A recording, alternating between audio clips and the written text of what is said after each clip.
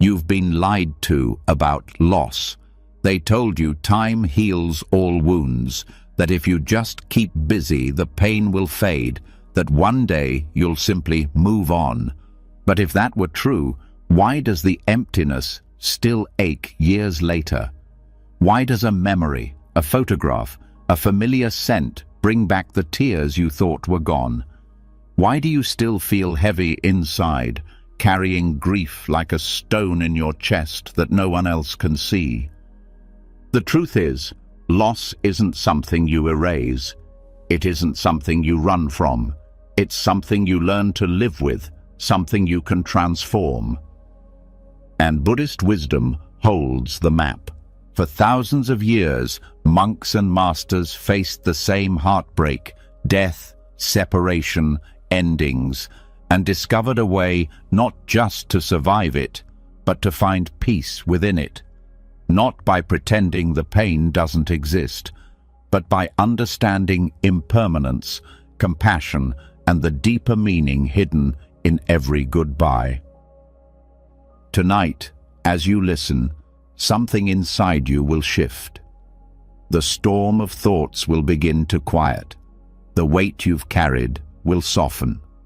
You'll feel a gentle space open in your heart, a place where grief and peace can exist together. And when you wake tomorrow, the world will look different. The pain may still be there, but it won't control you. You'll breathe easier, feel lighter, and know you are not broken. This isn't just another bedtime story.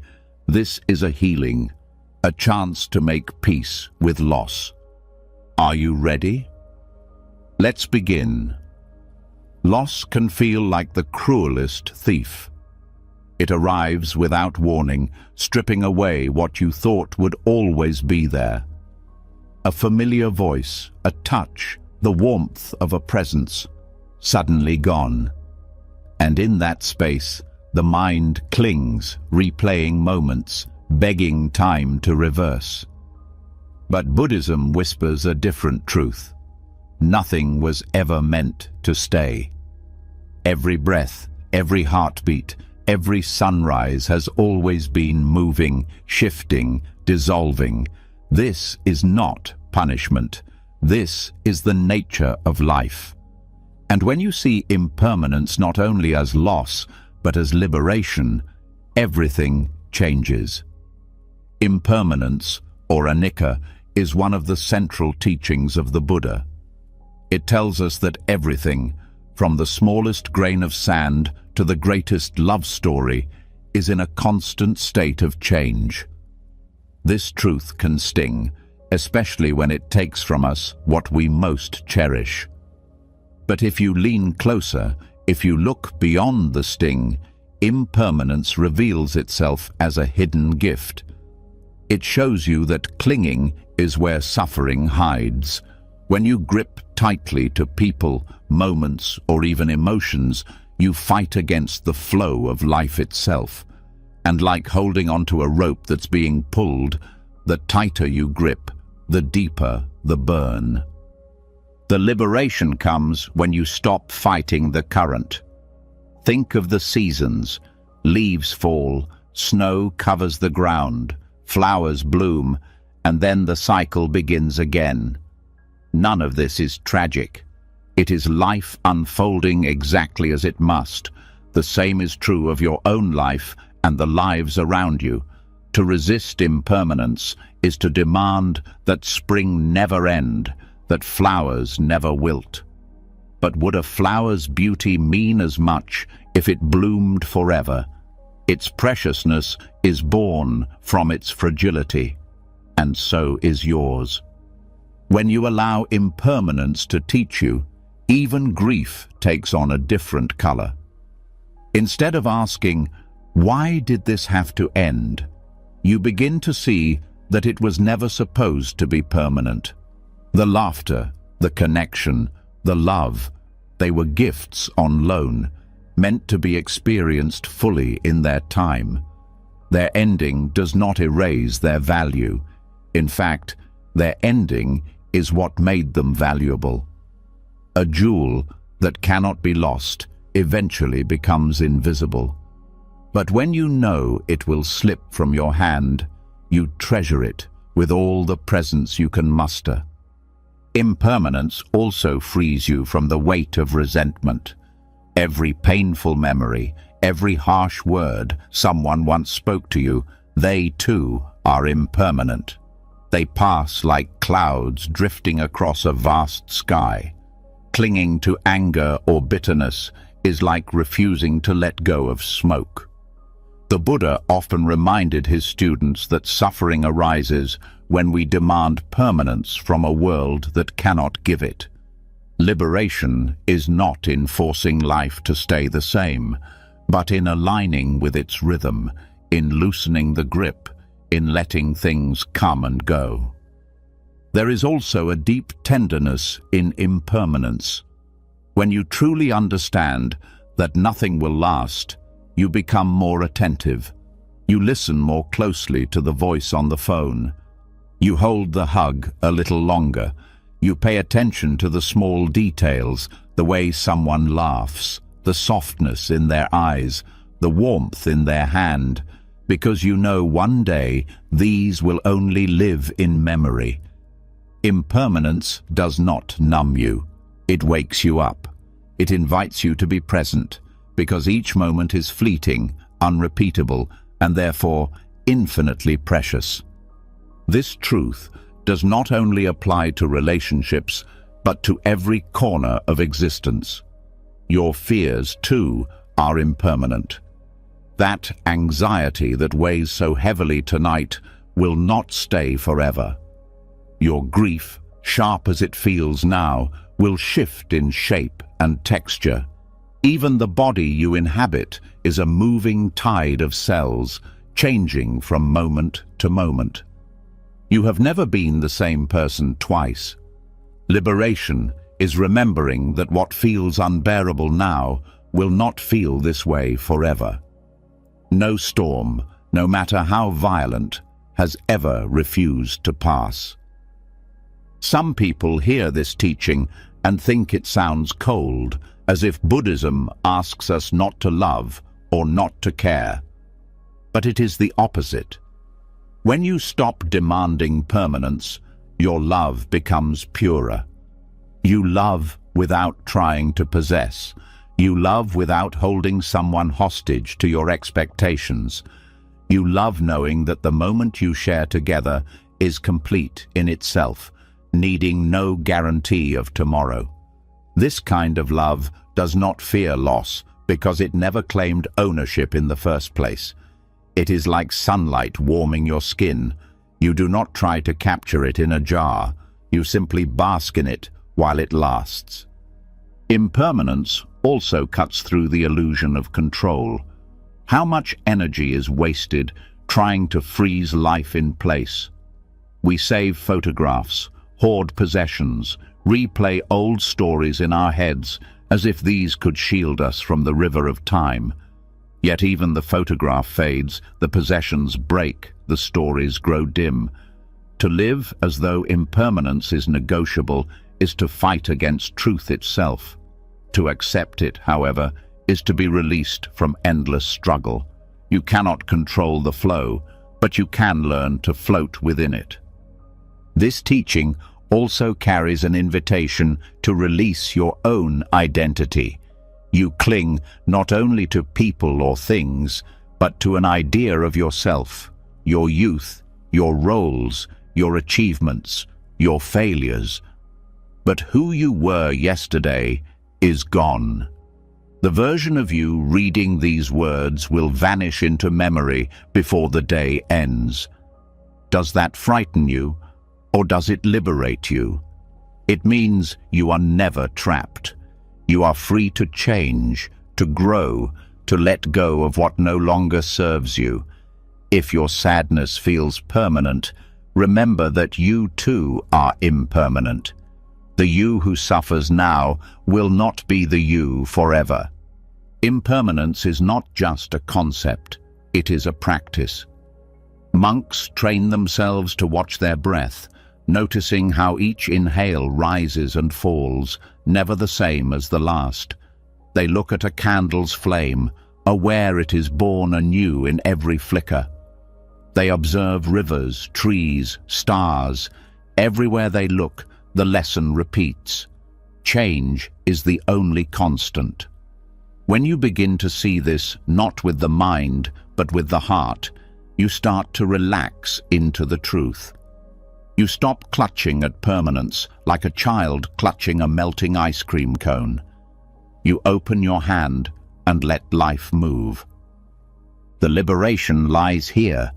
When you stop demanding that things stay, you start to enjoy them while they are here. You stop fearing their end because you understand that endings are not mistakes. They are part of the design. And you stop clinging to pain because you know it too will fade. What remains is a softness, a trust in the rhythm of existence, a quiet courage to face each day, not with desperation, but with presence. Grief often blinds us to this wisdom. It convinces us that the world has ended with our loss. But impermanence teaches otherwise.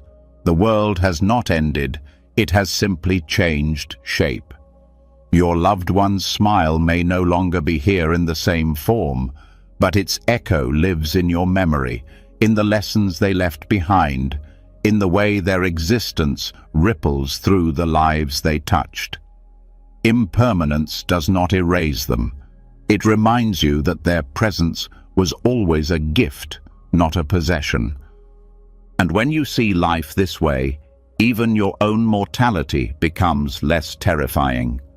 You too are impermanent, but this is not tragedy.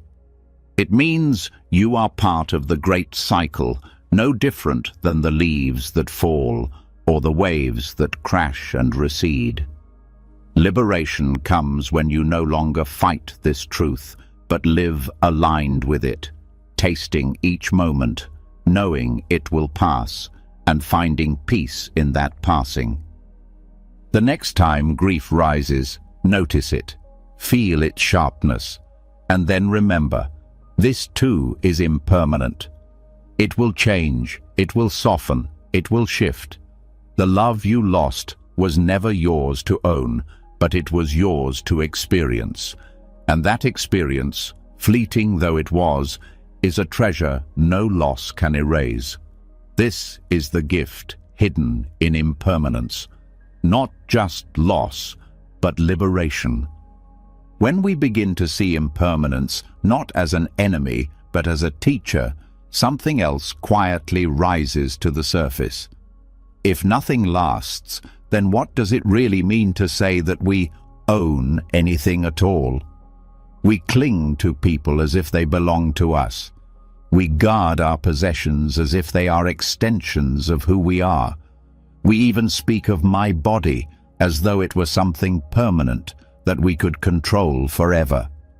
But when loss comes, this illusion shatters, and what hurts the most is not only the absence, but the belief that what slipped away was truly ours to keep. The Buddha pointed to this illusion as another root of suffering, the idea of ownership. To understand that ownership itself is empty is to soften the sting of separation and to see that what we thought we held was always passing through our hands. Ownership feels natural. We grow up learning the word mine, my toy, my house, my career, my partner. Language itself reinforces the idea that life can be carved into pieces of possession. But if you look closely, you'll see that nothing was ever truly yours. Start with the body you call mine. Every cell within it is borrowed. The food you eat becomes your flesh. The air you breathe fuels each heartbeat, and the water you drink flows through your veins.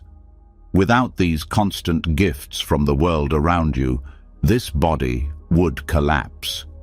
Even your thoughts and emotions arise and pass away on their own, without asking for your permission. They come like guests, stay for a time, and leave. To say, my body or my mind, is a convenience of speech, but it hides a deeper truth. You never truly own them. When you realize this, the fear of losing the body softens. It was never yours to begin with. It is more like a rented house that you live in for a time. You care for it, you inhabit it, you make it a home, but one day the lease ends. The pain of illness, the changes of age, the certainty of death, all of this becomes easier to hold when you see that you were only ever a guest here. You appreciate the body for what it allows you to experience, but you no longer cling to it as your possession. And when the time comes to give it back, you do so with less fear, less resistance. This truth extends to relationships. We often treat love as ownership. We speak of my partner, my child, my friend, as though these people exist to complete us, to fulfill us, to belong to us.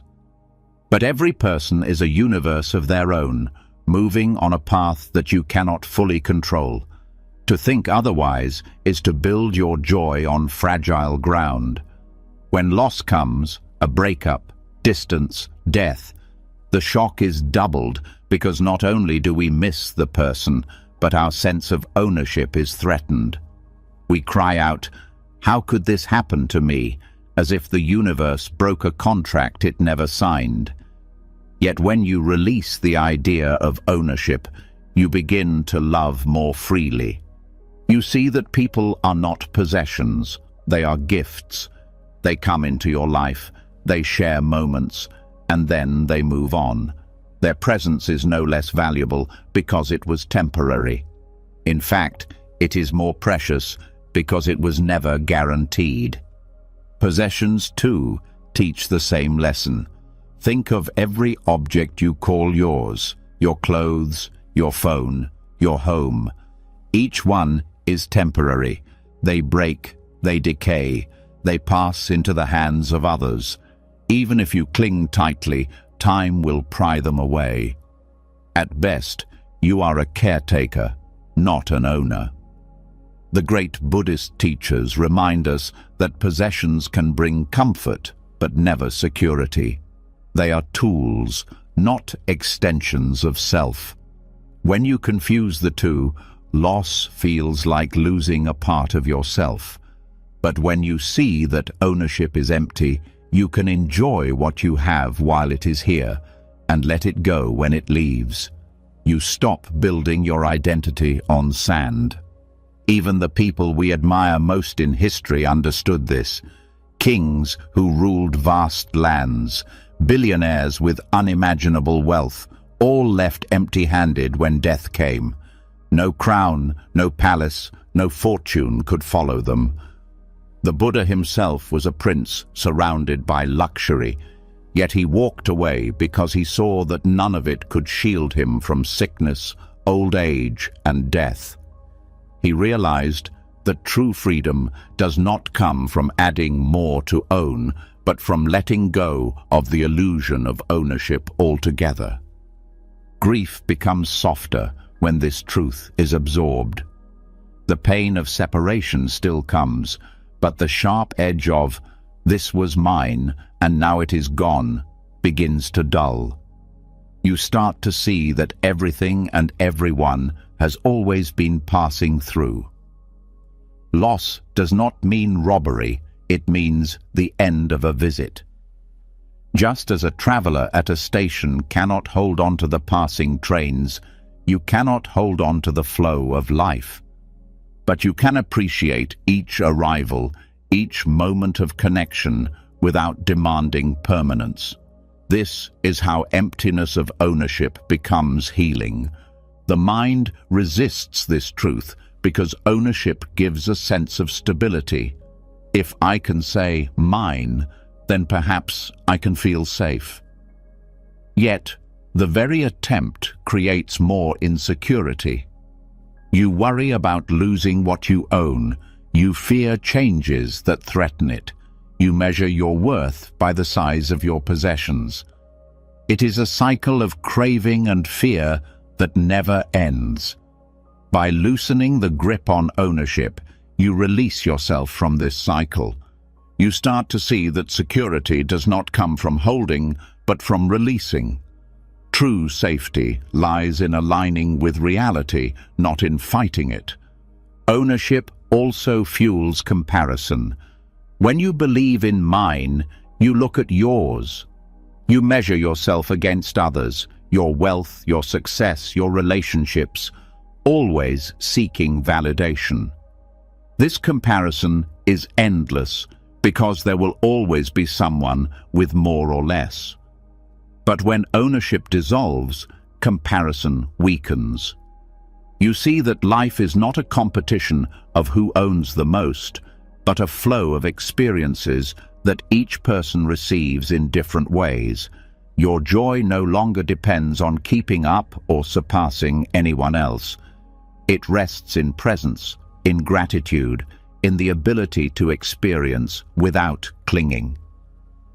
There is a deeper layer here. Even your suffering is not truly yours.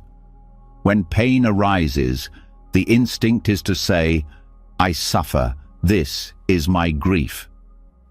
But grief is not owned. It is a universal human experience flowing through you in this moment. Countless others have felt it. Countless others will feel it. To see your sorrow as mine isolates you. To see it as part of the human stream connects you. You realize you are not alone, not singled out. You are participating in something vast, something shared, and this recognition brings compassion. The emptiness of ownership does not mean indifference. It does not mean you stop caring or loving. It means you stop confusing caring with clinging. Stop confusing love with possession. You can love deeply without chaining the other to your expectations. You can care without demanding permanence. This shift transforms relationships. It turns love into freedom rather than captivity. It allows you to walk alongside others without trying to hold them still. When you practice this, even small daily frustrations ease. The lost wallet, the broken phone, the unexpected goodbyes, they sting less because you know they were never truly yours. You carried them for a time, and now they have moved on. And in this letting go, you find peace. Buddhism often points to the word empty. Empty does not mean meaningless. Empty means free of fixed ownership, free of permanence. A cup is empty so that it can be filled. Life is empty so that it can flow. When you release the illusion of ownership, life does not shrink, it expands. You see connections everywhere: the tree outside, the food on your plate, the breath in your lungs. They are not yours, but they are part of you in this moment. And because you do not own them, you are free to appreciate them fully without fear of loss. The sting of separation softens when you see this clearly. What was never yours cannot truly be taken. What passes through your life was always meant to pass. The beauty lies in the passing itself, in the chance to touch, to know, to love without chains. Ownership is empty, but in that emptiness lies a fullness of experience that no possession could match. To walk this path requires practice. Each day, notice the language of mine as it arises. Ask yourself, is this truly mine, or is it simply here for now? Watch how possessions age, how people change, how even your body shifts moment by moment. Instead of tightening, soften. Instead of clinging, appreciate. Slowly, the fear of loss begins to dissolve, replaced by a quiet trust in the flow of life. And as this trust deepens, grief transforms. It no longer feels like being robbed, but like saying goodbye at the end of a visit. Pain remains, but within it grows a seed of peace. The emptiness of ownership is not a void, it is freedom. It is the space that allows you to breathe without chains, to love without fear, to live without being bound by what cannot last. And when separation comes, as it always will, you bow to the truth. Nothing was ever yours, yet everything was always a gift. When we begin to loosen the grip of ownership, something remarkable comes into view. If nothing was ever truly ours to hold, then every connection, every moment of loss, every act of love or pain exists within something larger than just me and mine. Loss feels like a door slamming shut, but in the light of Buddhist wisdom, it is also a doorway opening into the deeper truth of interdependence. Your grief, your memories, even the very bond with the one you miss, all exist within an intricate web of causes and conditions. To see this is to understand that no loss is ever isolated, and no experience is ever meaningless. Karma is often misunderstood as punishment or reward, but at its heart, karma simply means action and its ripple. Every thought, word, and deed leaves an imprint, and those imprints weave together to create the fabric of our lives. When grief enters, it can feel like a rupture, like the thread of connection has been torn away forever. Yet when you look with deeper awareness, you see that the thread continues, woven into the tapestry in ways that are subtle but undeniable. The love someone gave you is not erased by their absence. It becomes part of how you speak, how you comfort, how you see the world. Their kindness moves through you into others, sometimes without you even realizing.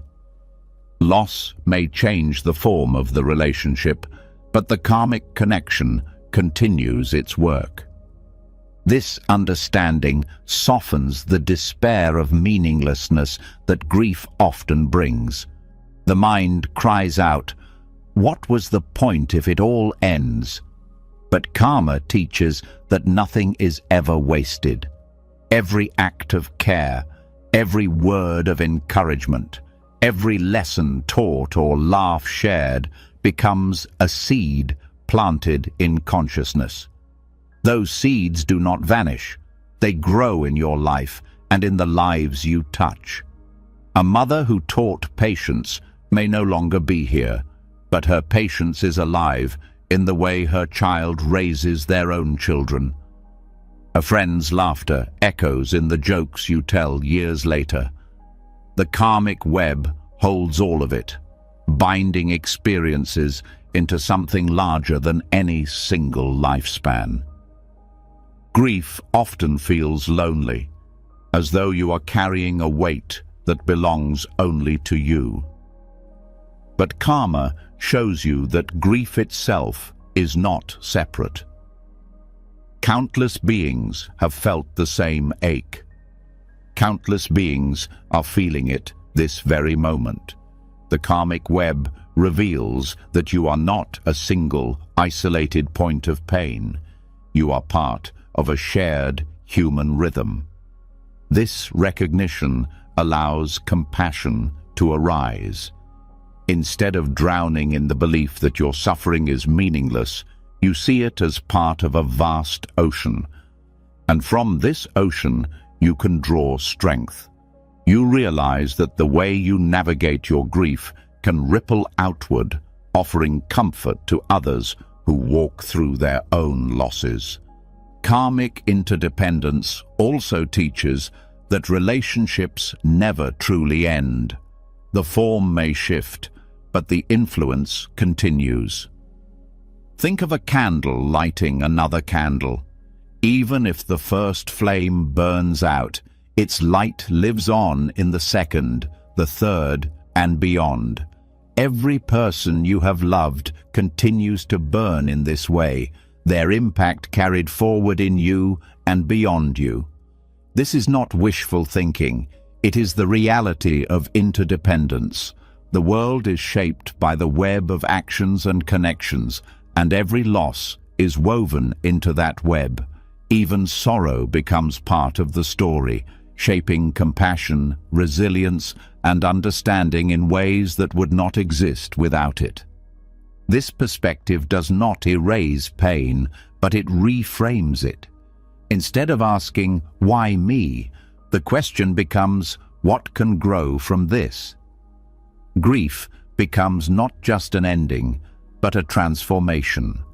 The pain of loss can become the soil for deeper kindness, the ground for wisdom, the spark for action that benefits others.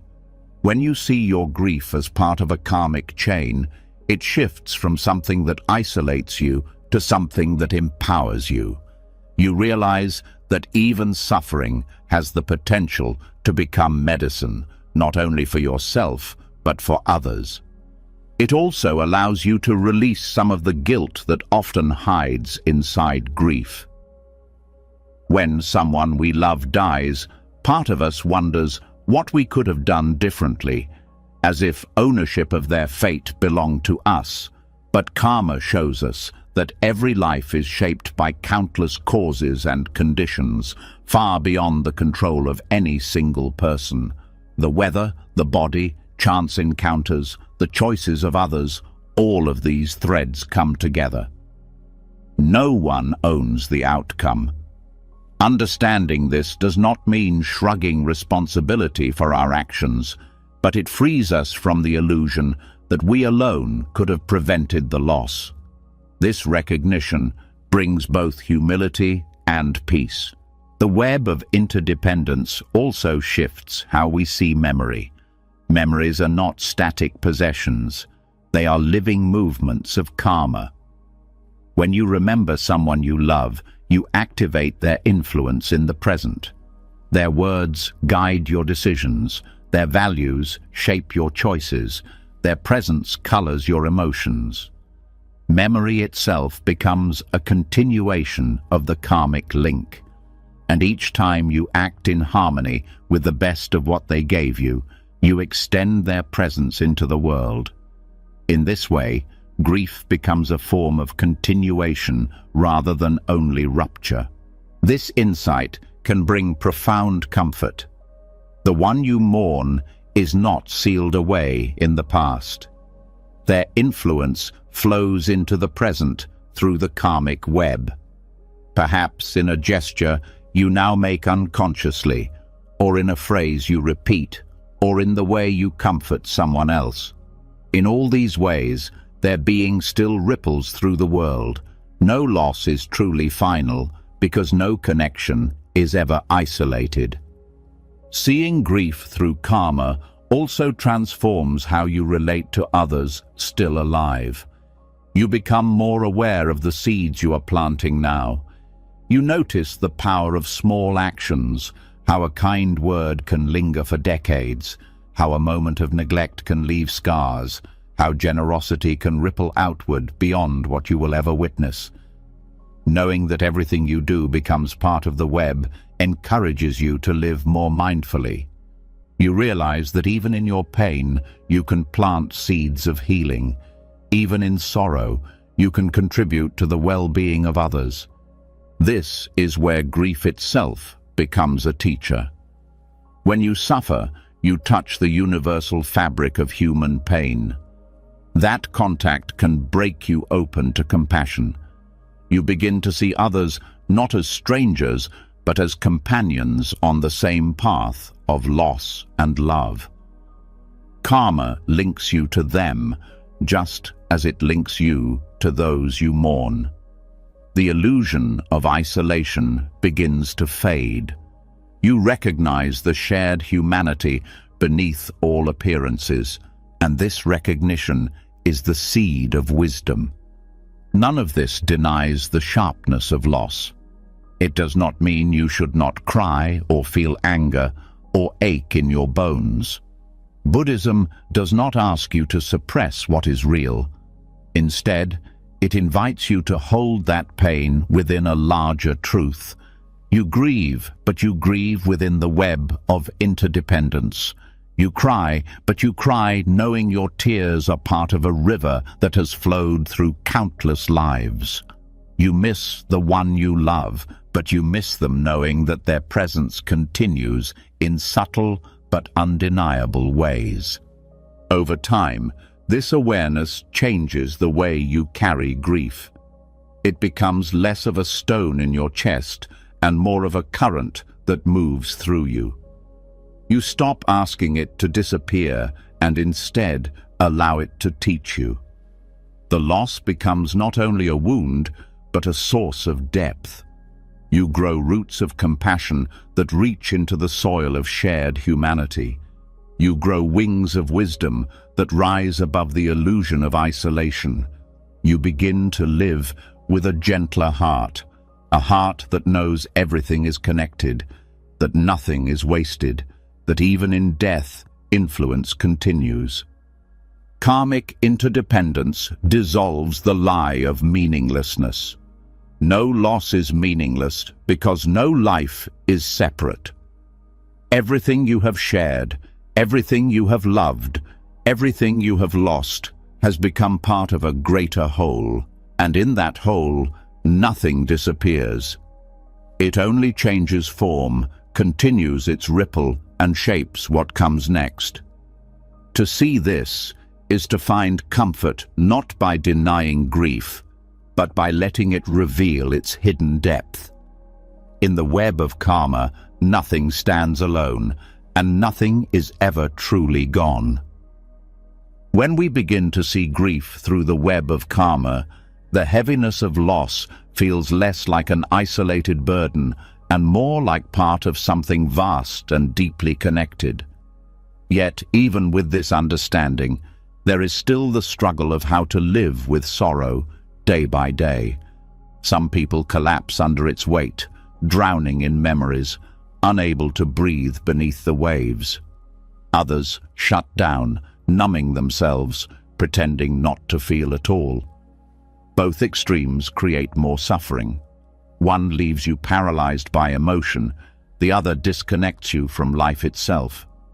The Buddha offered a path between these two, the middle way, a way of holding grief without being consumed by it, a way of opening to sorrow without being destroyed. This principle of balance is not about denial. It is not about silencing tears or rushing toward forced positivity. It is about learning to stay present with what arises without losing yourself to extremes. To drown in grief is to lose the clarity of mind. Every thought, every sensation becomes tangled in sorrow until life itself feels unbearable. To numb yourself is to deny the truth. The heart hardens, the pain is buried, but in time it resurfaces stronger. The middle way shows that you do not need to choose between these two prisons. There is another path, one of steady presence and gentle awareness. The first step toward balance is acknowledging grief without judgment. Many people feel ashamed of their sorrow, thinking they should be strong or move on. Others indulge endlessly in grief, feeling almost guilty if they stop mourning, as if happiness would betray the memory of the one they lost. Both approaches are traps. The middle way invites you to meet grief honestly, without the need to suppress it or dramatize it, to say, yes, this hurts, and to stay with that truth. Pain is not a failure. It is a natural response to loss. Once acknowledged, grief can be held in awareness rather than resisted. Awareness means you notice the sadness, the tightness in the chest, the heaviness in the body, without collapsing into it. You give grief space, but you do not give it the throne. This practice creates a gentle distance, enough to see that you are experiencing sorrow, but you are not only sorrow. In this space, clarity begins to return. The heart can feel without being drowned, and the mind can observe without turning numb. Balance also requires compassion for yourself. Too often, people treat themselves harshly in grief, judging their process, demanding they recover faster, or berating themselves for moments of joy. But compassion softens this rigidity. It allows you to rest when needed, to cry when needed, to smile when needed. Compassion recognizes that grief has no timetable. By offering yourself kindness, you step out of extremes and into a gentler middle ground. Breath is a powerful tool here. In Buddhism, the breath is often called the bridge between body and mind. When sorrow rises like a storm, returning to the breath anchors you, not by pushing the grief away, but by giving the body something steady to rest on. Each inhale and exhale becomes a reminder of balance, expansion and release, holding and letting go. This rhythm keeps you from spiraling into overwhelm and from retreating into numbness. It teaches you how to stay with what is happening right now, moment by moment. Balance also means allowing grief to come in waves rather than demanding constant stability. Some days will be heavier, some lighter.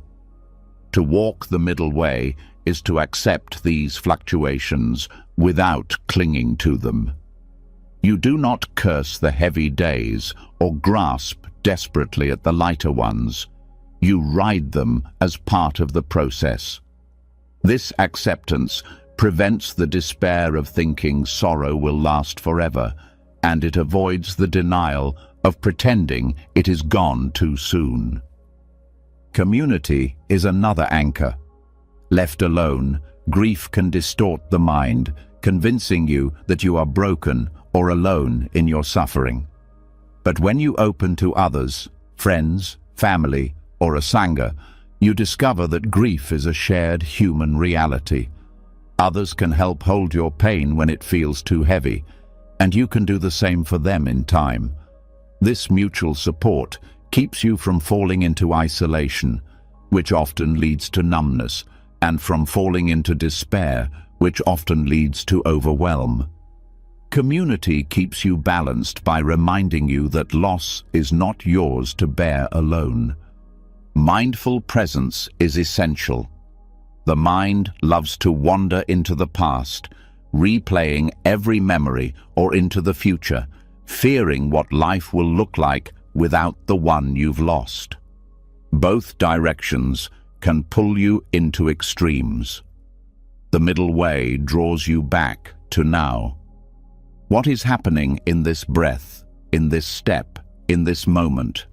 When you anchor in the present, grief becomes something you can hold, rather than something that drowns you. The tears may still flow, but they flow in real time, not endlessly in a cycle of imagined past or future. Balance also involves allowing joy to return without guilt.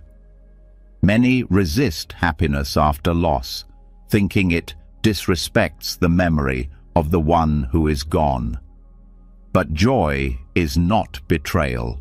It is part of healing. The middle way allows joy and sorrow to coexist, like sunlight and shadow. You can laugh and still grieve. You can smile and still miss them. Allowing both prevents you from becoming numb to joy and from being overwhelmed by sorrow. It is the balance of the heart holding multiple truths at once. Grief teaches patience. The middle way is not a shortcut, but a steady path. You may stumble toward numbness some days, or drown in sorrow on others. Balance is not perfection. It is the practice of returning again and again to the center.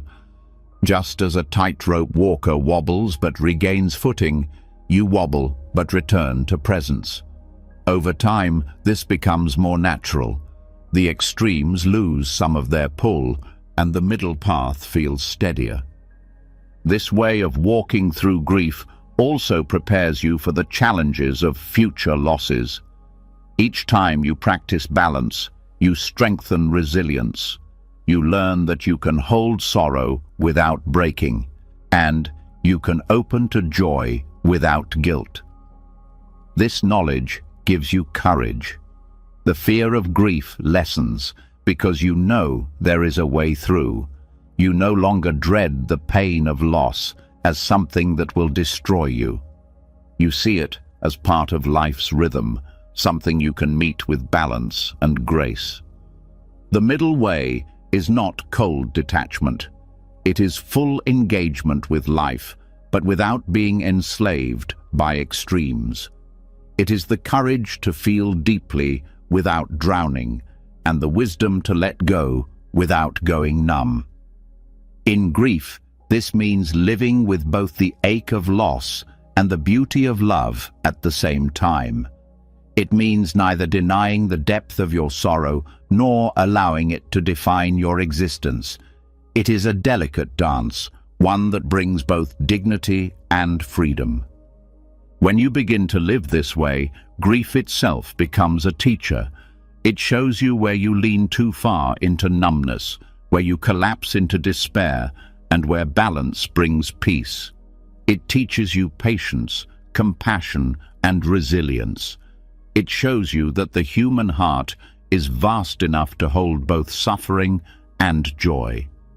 And in this balance, grief becomes not just a wound, but a path to wisdom.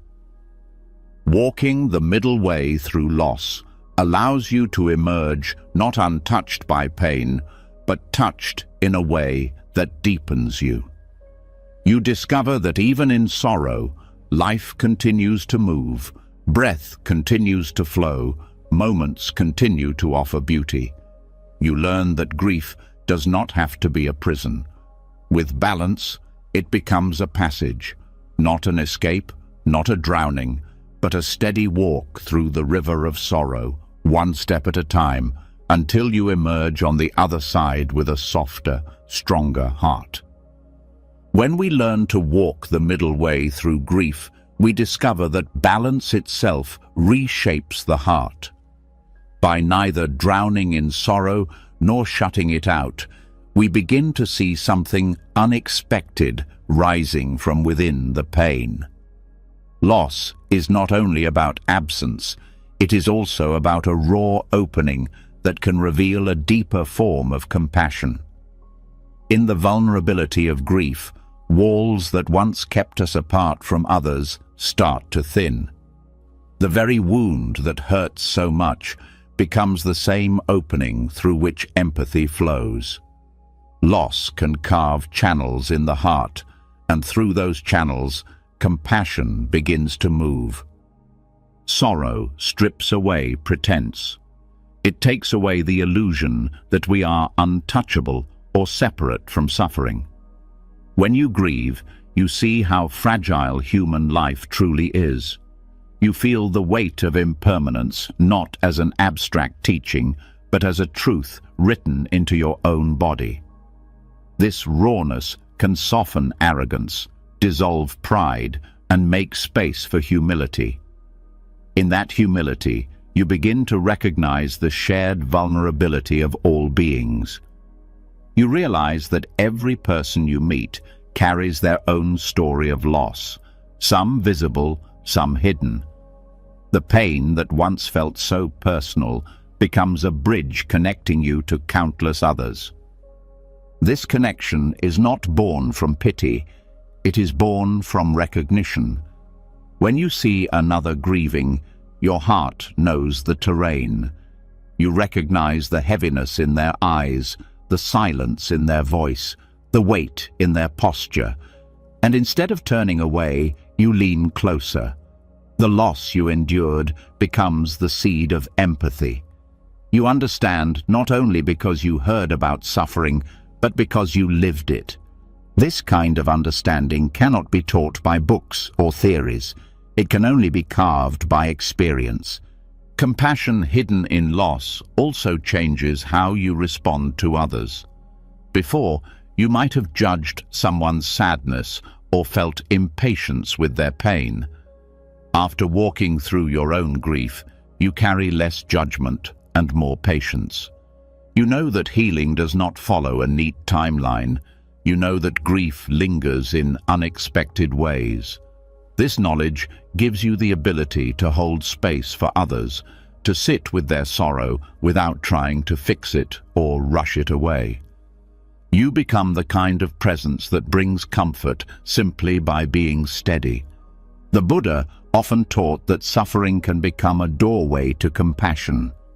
Without suffering, we might remain blind to the truth that all beings are bound by the same conditions: birth, aging, illness, and death. But suffering cracks the illusion of separation. When grief touches you, it also awakens you to the suffering of others, human and non-human alike. You begin to notice the small sadnesses around you, the stray dog searching for food, the elder walking alone, the child crying in frustration. These sights no longer pass unnoticed. Your heart, broken open by loss, now responds with tenderness. This tenderness does not make you weaker. It makes you stronger in a different way. Compassion that arises from loss has depth and endurance. It is not shallow kindness that disappears when inconvenient. It is compassion born from knowing what it feels like to ache and from the desire that others not carry their pain alone. This compassion often leads to action. Many who have endured deep loss find themselves drawn to help others, volunteering, listening, serving, giving. The sorrow that could have hardened them instead transforms into motivation to ease suffering where they can. There is also a hidden wisdom in this compassion. When you suffer, you learn the limits of words. You learn that sometimes silence carries more healing than advice. You learn that presence can soothe more than solutions. This wisdom shapes the way you offer compassion. Instead of trying to solve another's grief, you simply accompany them. Instead of filling their silence with explanations, you honor it with your own. This is the kind of compassion that does not push or force, but allows healing to unfold naturally. The rawness of loss also teaches you sensitivity. Grief makes the world feel sharper, the air colder, the nights longer, the absence heavier. This sensitivity can be overwhelming at first, but over time, it becomes a channel for empathy. You notice details others overlook: the strain in someone's voice, the slight tremor in their hands, the way they avoid certain words. You learn to listen beneath the surface. You learn to see the hidden pain. This capacity to notice is part of the compassion that loss awakens. It allows you to be present not only with your own sorrow, but with the quiet sorrows of others. Compassion born from grief also dismantles the illusion of superiority. When life is smooth, it is easy to think suffering belongs to others, that somehow we are exempt. Loss removes that illusion. It shows us that no one escapes. Death, endings, change, these touch every life. With this realization, the heart softens toward everyone. You begin to see the universality of struggle, the shared humanity beneath all appearances. Even those you once disliked or resented become easier to view with compassion, because you know they too will lose, they too will grieve. This recognition expands your capacity for forgiveness. Holding on to resentment seems less important when you realize how fragile and brief life truly is. Loss teaches you that clinging to anger only deepens suffering. Compassion reminds you that those who caused harm were also shaped by their own struggles, their own blind spots. Forgiveness becomes less about excusing and more about releasing the poison of resentment from your own heart. In this way, compassion not only heals others, but heals you. At its core, compassion hidden in loss is a transformation of energy. The pain of grief is powerful. It can crush, but it can also be redirected. When allowed to open the heart rather than close it, grief's energy becomes the fuel for empathy, kindness, and service. The very depth of your sorrow gives depth to your compassion. And this transformation is not forced. It unfolds naturally when you allow yourself to feel fully, to soften rather than harden, to stay present rather than numb. Loss also teaches the impermanence of joy and suffering alike. Knowing that your grief will not last forever, just as your joy did not, gives you perspective. This perspective allows you to walk alongside others with steadiness. You no longer need to promise them that their sorrow will disappear quickly. You simply remind them that it will change, that nothing stays the same. This reassurance, simple as it is, carries profound comfort. It comes not from theory, but from your own lived truth. There is also a subtle compassion that extends beyond human beings. When grief strips you open, you feel more deeply the vulnerability of all life. You notice the fragility of plants, the fleeting lives of insects, the cycles of birth and death everywhere. This awareness can spark a broader compassion, one that extends to all living beings. The sorrow you carry becomes a doorway to reverence for life itself. The Buddha's teachings often speak of boundless compassion, compassion that knows no boundary of self or other. Loss can be the training ground for this. As your grief humbles you, as it reveals your connection to others, your compassion grows wider. It becomes less about comforting only those you love and more about wishing all beings freedom from suffering. This boundless compassion arises not from ignoring your pain, but from allowing it to expand your heart beyond its former limits. Grief will always carry pain. It is not something to romanticize, but within the rawness of that pain lies a hidden gift. The same loss that breaks you can also break you open. The same sorrow that weighs you down can also connect you to others. The compassion that emerges is not sentimental. It is strong, resilient, and deeply human. It does not erase grief, but it makes grief bearable. It does not undo loss, but it transforms how you carry it. When compassion awakens through loss, it reshapes the way you live. You become more gentle, more attentive, more aware of the hidden struggles in those around you. You learn to speak with kindness, to listen with patience, to act with care. And you discover that by easing another's pain, even in small ways, your own heart begins to heal. In this way, grief does not end in emptiness. It ends in connection. Loss becomes the soil from which compassion grows, and compassion becomes the bridge that carries you forward. When compassion awakens through loss, the heart becomes softer and more open, but it also begins to sense a deeper truth pulsing beneath all sorrow, the certainty of death. Every act of kindness, every tear, every connection is shaped by this truth. Where most people turn away, Buddhist practice invites us to look directly at it. Not to frighten ourselves, not to live in despair, but to awaken a greater vitality and courage. This practice is called Maranasati, the contemplation of death, and it is not a morbid obsession. It is a mirror that shows us what really matters. To contemplate death is to recognize that every breath is uncertain. Monks reflect daily on the truth that life could end at any moment. This awareness is not meant to paralyze, but to sharpen presence.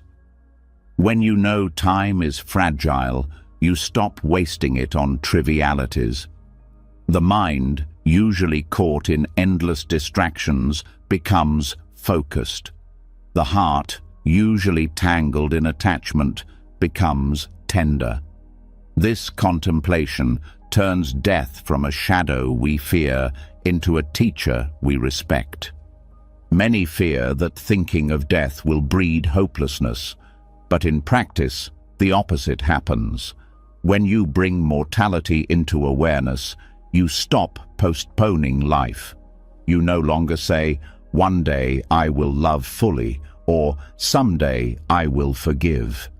You realize that someday may never arrive, and so you begin now. Maranasati cuts through procrastination, through numbness, through the illusion that life stretches endlessly ahead. It presses you to live with honesty, to speak with sincerity, to give your best while you can. Death contemplation also strips away vanity. We cling to youth, to status, to possessions, but death reminds us that none of these will endure. The face in the mirror will change, the body will falter, the titles will fade. Knowing this does not rob life of joy, it deepens it. You begin to see beauty not in permanence, but in transience. The lines on a face, the fragility of a flower, the laughter that ends too quickly, these become precious precisely because they will not last. Death teaches appreciation in a way nothing else can. Maranasati also nurtures courage. Fear of death is at the root of many anxieties. We avoid risks, silence truths, or cling to comfort because death looms unacknowledged in the background. By contemplating death directly, the fear loses some of its grip. You learn that death is not a punishment, but a natural part of existence. This recognition dissolves much of the hidden terror that controls choices. It frees you to live with more boldness, to take steps aligned with your deepest values instead of being governed by fear. This practice is not about imagining dramatic scenes of dying, but about noticing impermanence in daily life. Monks reflect on how breath itself is uncertain, how each inhale depends on conditions that cannot be guaranteed. They reflect on how food, health, and relationships all rest on fragile threads.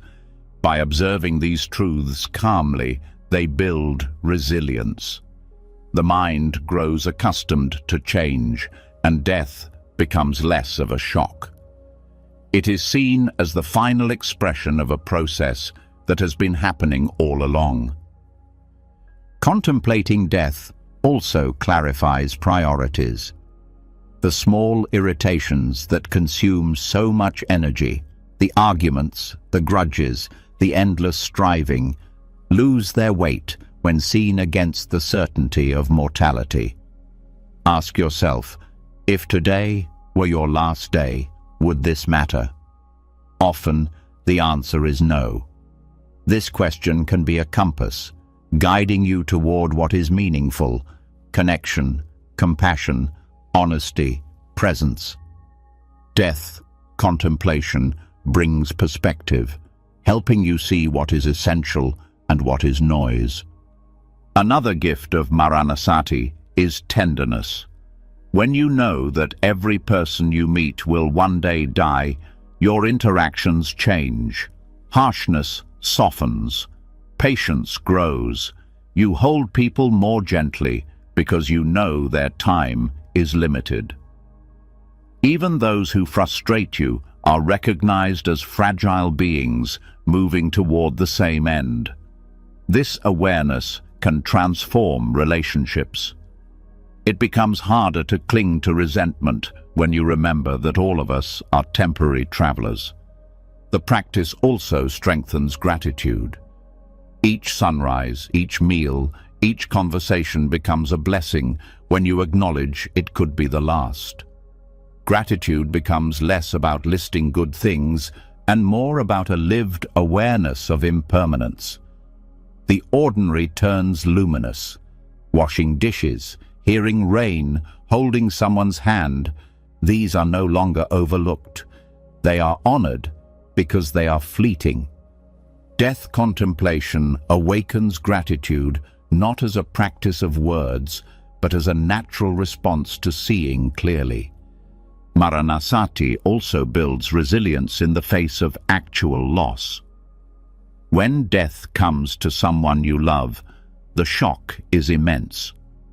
But if you have trained the mind to remember that death is woven into life, the grief, though still heavy, becomes less suffocating. You recognize that death was never an intrusion, but part of the pattern. This recognition does not erase sorrow, but it frames it in understanding, which makes carrying it more bearable. There is also freedom in releasing denial. Much of modern culture hides death, treating it as taboo, something to avoid at all costs. This denial breeds fear. By practicing death contemplation, you strip away the taboo.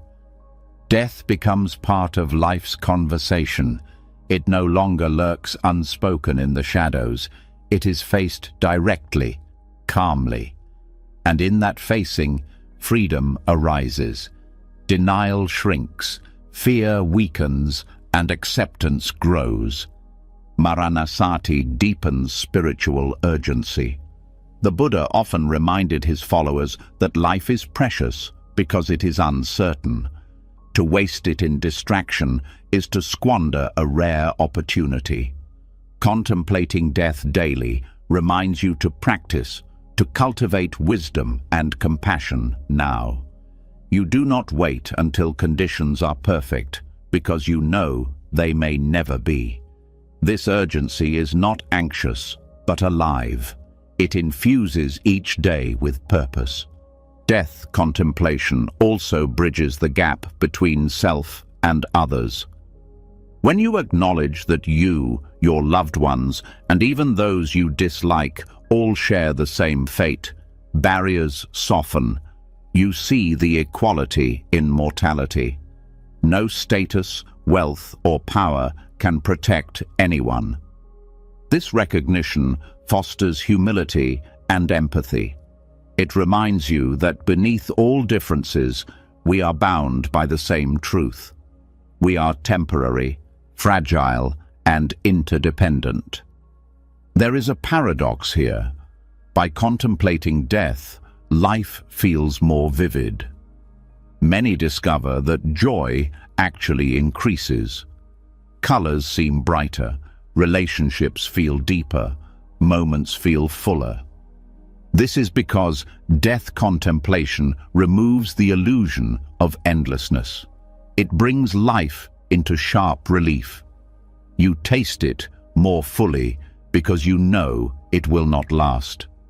This paradox is at the heart of Maranasati. The more you accept death, the more alive you become. This practice also strengthens resolve. When challenges arise, you remind yourself that life is short. Why waste it avoiding growth? Why waste it chasing illusions?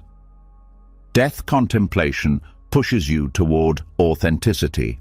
It encourages you to live in alignment with your values, to speak truths you might otherwise withhold, to take steps you might otherwise fear. Knowing time is finite adds weight to your choices and courage to your actions. Maranasati also purifies the heart. Resentments, attachments, and petty desires lose their grip when seen in the light of death. Holding on to anger feels foolish when you remember that both you and the one you resent will soon be gone. Clinging to possessions feels empty when you know you cannot carry them. This purification is not forced, but arises naturally. Death becomes a teacher that simplifies life, stripping away the unnecessary and leaving only what matters. The practice is not about morbidity, it is about clarity. To look at death without fear is to look at life without distortion. It frees you from illusions of permanence, from the chase for security that can never be found. It opens the heart to love more deeply, to live more honestly, and to face the unknown with courage. Death does not need to be the enemy. It can be the teacher that awakens us to the fullness of life. Through Maranasati, grief and loss also take on a different tone. They remain painful, but they also become reminders of truth. Each death you encounter becomes a call to presence, a reminder to live wisely, to love fully, to waste no moment. In this way, death contemplation transforms sorrow into fuel for awakening. When practiced daily, Maranasati reshapes the way you carry yourself. You become more grounded, more grateful, more fearless. You stop wasting energy on illusions and start investing in what endures: compassion, wisdom, presence. And when your own death approaches, you will not meet it as a stranger. You will meet it as a teacher you have known all along. That is the gift of contemplating death, not once in fear, but daily in courage. When death contemplation becomes part of daily awareness, the fear of endings softens. You no longer see death as an interruption, but as a truth woven into every breath. Yet the Buddha pointed to something even larger, a teaching that holds not only individual death, but the whole cycle of existence itself. This teaching is samsara, the endless turning of birth and death, joy and sorrow, gain and loss. To understand samsara is to understand that loss is not a cruel exception to life's plan. It is part of the rhythm that has always been. And when you begin to see loss through this wider lens, the grip of despair loosens and a new kind of acceptance begins to rise. Samsara is often described as the wheel of life, the cycle that keeps turning with no pause. Every being is caught in this turning, moving through birth, aging, death, and rebirth. What makes this teaching powerful in the context of grief is that it reframes loss, not as something that happened only to you, but as something that is part of the shared rhythm of all existence. You see that just as waves rise and fall in the ocean, so too do beings appear and pass away. No wave curses the ocean for its rise and fall. It is simply the nature of the sea. In the same way, no life can resist the rhythm of samsara. When grief strikes, the mind often asks, "Why me? Why now? Why this?" The wheel of samsara answers with a deeper truth. This is not punishment. This is the law of existence. Nothing escapes change. Nothing remains untouched by loss. To see this does not remove sorrow, but it removes the sense of being singled out by fate. Your loss becomes part of the larger turning, something every being shares in countless forms. This recognition connects you to the vastness of life rather than isolating you in personal despair. Samsara also teaches that clinging is what deepens suffering. The cycle itself is neutral. It is our attachment that makes it feel unbearable. When we demand permanence from what is designed to change, the wheel feels cruel. But when we learn to let go, to release the demand that things remain as they were, the wheel reveals itself as simply life unfolding. This is why samsara becomes a teacher of letting go. It shows us again and again that clinging only brings pain, and release brings peace.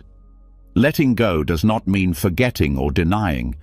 It means allowing life to move without insisting it freeze in place. It means holding love fully while it is here and releasing it when it transforms. Samsara shows us that everything transforms. Nothing is destroyed completely. It only shifts form. The tree becomes ash. The ash nourishes the soil grows new life. In the same way, relationships, bodies, and experiences do not vanish into nothingness. They flow into new expressions, visible or unseen. This perspective softens the harshness of loss, reminding us that change is not the end, but the continuation of the cycle. This cycle also brings humility. In times of joy, we forget that sorrow will return. In times of sorrow, we forget that joy will come again. Samsara teaches that both are inevitable, neither permanent. By remembering this, you loosen the grip of both pride and despair. You learn to meet joy with gratitude rather than arrogance, and to meet sorrow with patience rather than hopelessness. This balance creates equanimity, the steady heart that can stay open no matter which part of the cycle appears. Another lesson of samsara is compassion. When you see that every being is caught in this same cycle, you recognize that everyone knows loss, everyone knows grief, everyone knows the fragility of what they love. This recognition deepens empathy. You see the universality of sorrow and respond with kindness rather than judgment. The grief you carry is no longer a private prison, but a doorway into shared humanity. And this compassion eases your own pain because it reminds you that you are not alone. Samsara also shows the futility of control. We spend much of life trying to manage outcomes, to hold on to what pleases us and push away what hurts. But the wheel keeps turning, indifferent to our demands. No matter how tightly we cling, the cycle of gain and loss continues. To fight this is to exhaust yourself against reality. To accept it is to find freedom. You learn to ride the wheel rather than be crushed by it. You stop demanding that it spin your way and begin to flow with its rhythm. This acceptance is not passive, it is wise. It saves energy wasted on resistance and directs it toward presence, compassion, and understanding. Loss, when seen through samsara, becomes less of a rupture and more of a reminder. It reminds you that nothing was ever permanent, that every joy was always temporary, and that this truth is shared by all. The pain remains, but it is softened by perspective. The grief is still real, but it no longer feels like betrayal. It feels like participation in the cycle that has always been. And in that recognition, peace begins to grow. This teaching also invites reflection on your own attachments. Every time you lose, you are shown what you cling to most. Each grief reveals the places where the heart holds tightly. Samsara teaches you to see these moments not only as suffering, but as lessons. Each loss becomes an opportunity to practice letting go, to loosen the grip, to soften the demand for permanence.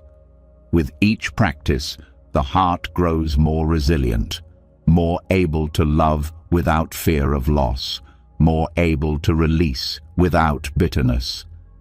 Samsara is not meant to depress or discourage. It is meant to awaken. To see that life is cyclic is to stop searching for a final escape in worldly things. It is to recognize that true freedom lies not in trying to control the wheel, but in stepping outside its grip through wisdom and compassion. Until then, Samsara serves as a teacher, reminding us again and again, let go, let go, let go. By holding grief within the vision of Samsara, you learn to live differently. You live with less clinging and more appreciation, less resistance and more acceptance. You stop asking the cycle to change and instead learn from it. Each loss becomes not only a wound, but a teaching. Each ending becomes not only sorrow, but a reminder of life's rhythm. And in time, this rhythm becomes less frightening and more sacred. When you understand samsara, loss no longer feels like an error in the script of life. It feels like part of the story itself. You see that everything you love will pass, but also that everything you lose is part of the same cycle that allows love to exist at all. Without endings, beginnings would not shine. Without sorrow, joy would not be felt. Samsara holds both, endlessly turning, endlessly teaching, and by listening to its lesson, you learn the art of letting go.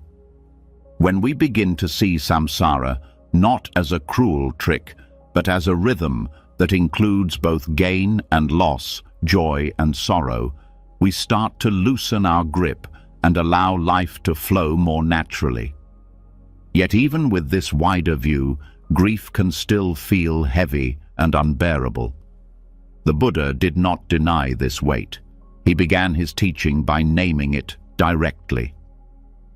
The first noble truth speaks of dukkha, the reality of suffering, and far from being a message of despair, it offers clarity. To acknowledge suffering is to shine light where the mind would rather stay blind. In bereavement, this truth becomes a guide that steadies the heart, reminding us that sorrow is not a mistake, but a part of life's fabric. When someone we love dies, or when we lose something precious, the instinct is often to ask why. Why should this happen? Why should life be so cruel? The noble truth of suffering does not answer with excuses. It answers with honesty. Suffering is part of existence. To grieve is not to fail. It is to meet life as it is. This clarity removes the sense of personal punishment. The pain of loss is not because you did something wrong or because life singled you out. It is because everything that arises also passes away. To see this directly is painful, but it is also freeing because it takes away the illusion that suffering is abnormal. This acknowledgement prevents denial. Many try to avoid grief by pretending it should not exist, by numbing themselves with distractions, or by forcing themselves into false positivity. But the first noble truth invites us to face grief head-on. It does not sugarcoat or minimize. It says, yes, loss hurts. Yes, endings bring sorrow. To deny this is to deepen suffering. To accept it is to begin healing. By looking directly at the wound, you allow it to breathe, and in that openness, space for transformation appears. The truth of suffering also brings companionship. If all beings experience dukkha, then grief is not yours alone. It is not a private exile, but a shared human condition. Every tear you shed is echoed in countless others across time and space. To see this is to realize that grief does not isolate you. It connects you. This recognition can soften the loneliness that loss often brings. It allows compassion to rise for yourself and for others, because you see that sorrow is not unique to your story, but part of the story of life itself. Applying the first noble truth to bereavement also strips away unnecessary layers of guilt. Often when someone dies, the mind plays endless games of what if and if only. What if I had done more? If only I had said something different. But the noble truth reminds us that suffering is woven into the nature of existence. Death is not caused by your personal failings, but by the impermanence of life. To accept this does not remove the pain, but it releases the burden of self-blame. It allows you to grieve with honesty rather than with unnecessary torment. This teaching also clears the fog of confusion. Loss often disorients, leaving you unsure how to make sense of the world. The noble truth acts like a compass, pointing to the reality that endings are part of the path. It does not pretend that grief will vanish quickly, but it gives you a framework to hold it. Instead of feeling lost in a meaningless void, you see that your pain has context.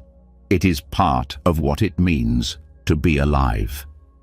This context itself brings relief, because what we can name, we can begin to work with. Another gift of this truth is that it prevents the spiral of resentment. Without clarity, grief can easily turn into bitterness. Life is unfair. Others have more. Why me? But when you remember that suffering is universal, resentment loses its fuel. You see that no one escapes. The wealthy, the powerful, the wise, all encounter loss. This levels the ground of human experience. You are not being targeted. You are sharing in the same reality that has touched every being. This humility can quiet anger and replace it with compassion. The noble truth also invites deeper inquiry. If suffering is inherent in life, what causes it to intensify? Here the Buddha pointed to attachment and craving. In grief, attachment is raw. We want the loved one back. We want the past to remain. We crave what cannot be. Recognizing this does not mean we should not love. It means we see clearly how clinging to permanence in an impermanent world multiplies our pain. By gently loosening this grip, we do not erase love. We allow it to be love without chains. This clarity transforms grief from endless torment into a process of release. In bereavement, applying the first noble truth also teaches patience. Suffering cannot be rushed away. Just as a wound needs time to heal, grief needs time to unfold. Knowing that suffering is part of life allows you to give yourself permission to take that time. You no longer demand instant recovery, nor do you feel ashamed of your sorrow. You understand that healing is not about skipping suffering, but about walking through it with awareness. This truth also has a way of awakening gratitude. When you accept that loss is inevitable, the moments you did share become more precious. Instead of focusing only on the absence, you begin to honor the presence that once was. The laughter, the kindness, the shared silence, all become gifts, because you recognize that none of them were owed to you. They were fleeting blessings, and their impermanence makes them shine even brighter in memory. The first noble truth also dissolves the illusion that suffering has no purpose. While pain itself is not a gift, the clarity it brings can be. Grief forces you to stop, to reflect, to feel. It breaks open the heart's complacency and shows you what truly matters. This is not to romanticize loss, but to acknowledge that through sorrow, deeper wisdom can arise. By applying this truth, you transform grief from something that feels meaningless into something that teaches you about life's essence.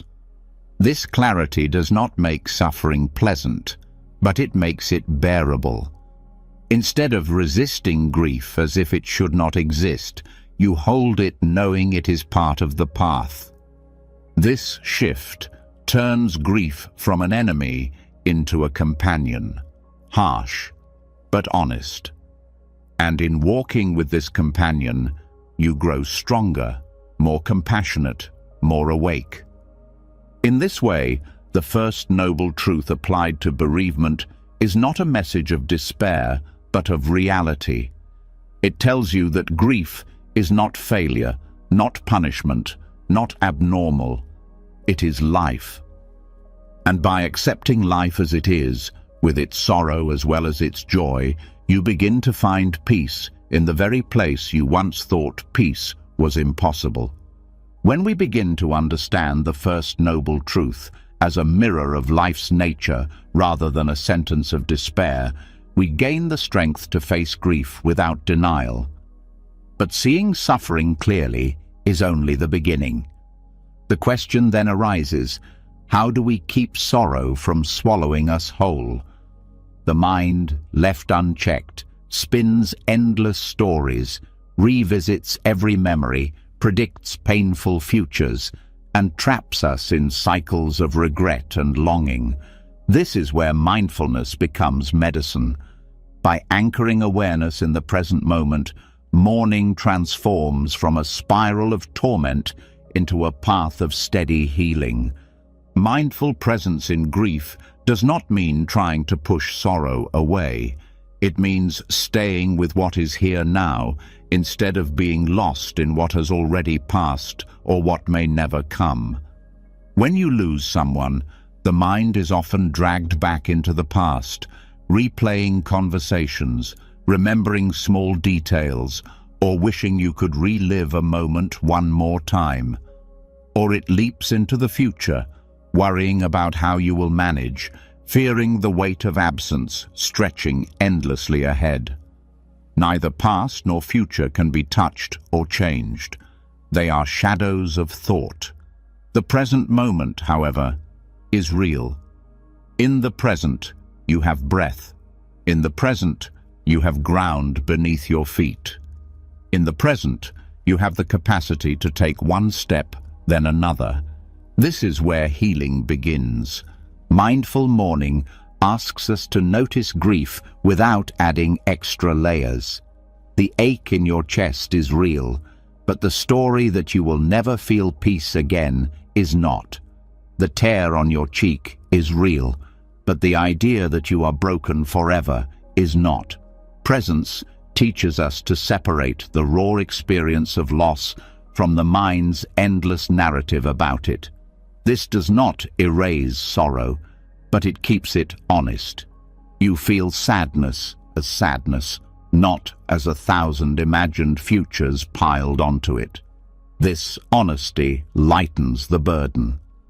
Anchoring in the present also prevents the numbness that often follows grief. When sorrow feels too large, The instinct is to shut down, to go on autopilot. But mindfulness brings attention even to the small details of daily life. The sound of water as you wash your hands, the feeling of air filling your lungs, the warmth of sunlight across your skin. These simple experiences, noticed fully, keep you connected to life. They remind you that even in the midst of mourning, moments of peace and beauty exist. You do not need to escape grief entirely to feel them. They live side by side with sorrow if you are awake enough to notice. Mindful presence also creates space for emotions to flow instead of being trapped. When you sit with grief, you allow it to rise and fall naturally, like waves on the shore. Suppression only buries it deeper, and indulgence only magnifies it. Presence finds the middle path. You acknowledge the feeling, you breathe with it, and you let it pass when it is ready. This practice prevents emotions from hardening into bitterness or despair. It gives them permission to move, to change, to evolve. The breath becomes an anchor in this process. Each inhale and exhale is a reminder that you are alive in this moment, that life continues even in loss. When the mind spins with regrets or fears, returning to the breath grounds you. It is not about making the pain vanish, but about creating steadiness. You cannot stop the storm of grief, but you can hold on to the breath as a rope that keeps you from being swept away. The body knows how to breathe, even when the heart feels shattered. Trusting this rhythm teaches you that you, too, can keep moving through sorrow. Mindful mourning also deepens awareness of impermanence. In grief, it can feel as if the pain will never end. But by paying attention, you notice that even sorrow changes. It may feel heavy one moment, lighter the next, sharp one day, dull the next. This constant shifting shows that grief, like all things, is impermanent. Seeing this directly helps you trust that while loss will always leave its mark, the intensity of pain will not remain fixed forever. Awareness of this change gives hope, not in the sense of pretending the loss did not matter, but in the sense of recognizing that healing is possible because nothing stays frozen.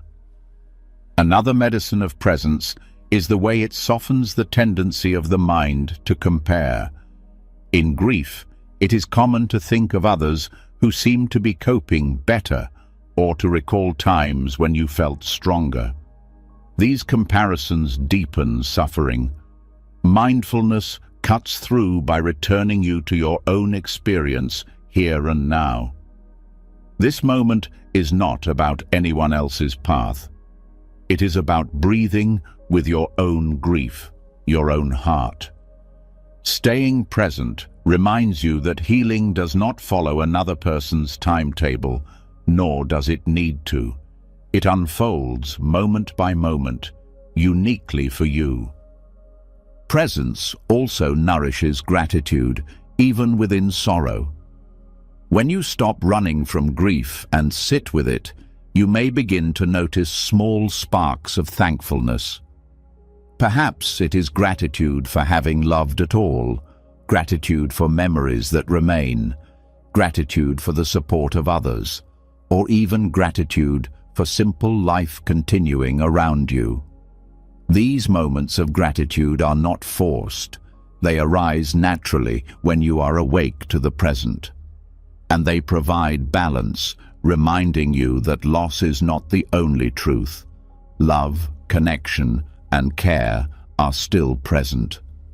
The practice of mindful mourning also invites silence. Silence can feel uncomfortable at first, especially when grief makes the mind loud with thoughts.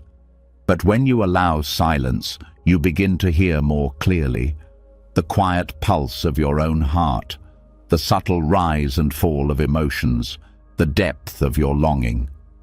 This kind of listening is medicine because it allows grief to express itself without needing to be fixed.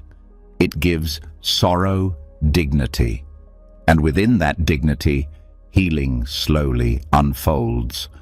By anchoring yourself in presence, you also avoid being trapped by regrets. The mind loves to revisit the past with guilt, things said or unsaid, actions taken or not taken. Mindfulness does not erase these regrets, but it prevents them from multiplying endlessly. You notice them as thoughts, not as truths written in stone. You breathe and you let them pass. This keeps you from being imprisoned by a past you cannot change. It reminds you that healing can only happen now, in this moment, not in endless reruns of what is gone. The medicine of presence also strengthens resilience. Each time you stay with grief without fleeing, you prove to yourself that you can bear it. Each moment of mindful breathing is a victory over despair. Slowly, this builds trust in yourself. You realize that you do not need to be afraid of emotions. You can feel them fully and still remain steady. This resilience becomes a foundation not only for grieving, but for all of life's challenges. Mindful mourning can also awaken compassion. As you sit with your own pain, you become more aware of the pain of others. You recognize the universality of sorrow, and this recognition makes you gentler. Compassion becomes less of an effort and more of a natural response. The very act of being present with your own suffering makes you more capable of being present with the suffering of others. In this way, your grief becomes a teacher, not just for your own healing, but for the healing you can offer to others. Staying present also prevents grief from hardening into identity. It is easy to start thinking, I am broken. I am nothing without this person. I am defined by my loss. Mindfulness reveals these as thoughts, not truths. You are more than your grief. You are the awareness that can observe grief. You are the presence that remains even as sorrow rises and falls. This realization frees you from being trapped in a story of permanent damage. It reminds you that identity itself is fluid, and that grief, though powerful, does not define the whole of who you are. Finally, mindfulness gives permission for joy to return. When you are present, you notice not only sorrow, but also small moments of light. The smile of a child, the taste of food, the warmth of connection. Grief does not erase these, it only blinds you to them. By practicing presence, you begin to see them again. This does not mean forgetting the one you lost or pretending grief is gone. It means allowing joy and sorrow to live side by side. And in that coexistence, life becomes whole again. The medicine of mindful presence in mourning is simple yet profound. It does not take away loss, but it prevents grief from spiraling into endless suffering. It anchors you in what is real, steadies you when the mind races, and opens you to both the pain and the beauty of life as it unfolds. By staying present, you discover that even in sorrow, there is ground beneath your feet, breath in your lungs, and space in your heart for healing to grow. When we learn the medicine of mindful presence, grief no longer spirals into endless suffering. We begin to see that staying anchored in the here and now gives us room to breathe, room to feel, room to live without being swallowed by the weight of absence. Yet within that presence, another question emerges. What do we do with the love that remains? The heart still longs, still aches, still clings to the one who is gone. It feels almost unbearable, as if all that love has nowhere to go. Buddhism points to a transformation, a way of shifting love from a narrow attachment into boundless metta, or universal loving kindness. This is not a denial of your personal bond. It is its expansion. It is letting the love you once held for one being flow outward into all beings, without limit. Clinging love feels heavy because it insists on ownership.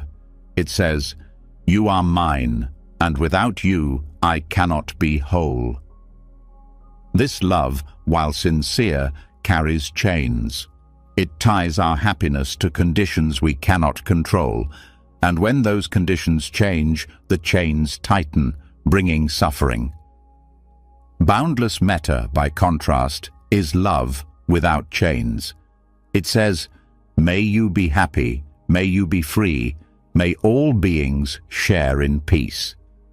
It does not demand return.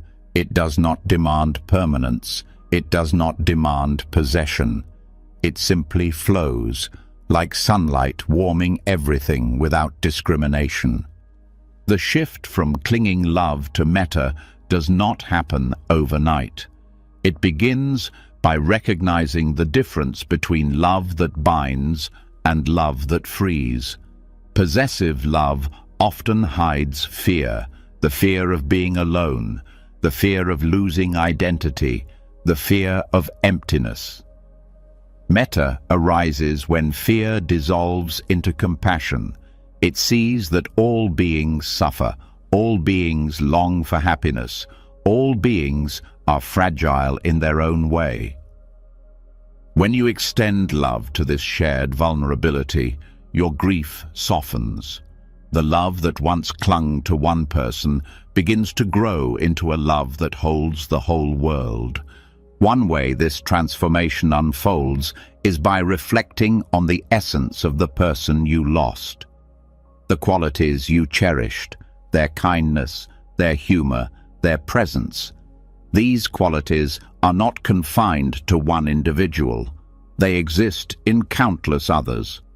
By training the heart to see these qualities wherever they appear, your love continues, but it is no longer trapped in a single form. You might notice kindness in a stranger, laughter in a child, presence in a friend. Each recognition becomes a way of honoring the one you lost while expanding love beyond them. Metta also helps dissolve the bitterness of grief. When love clings, loss feels like robbery.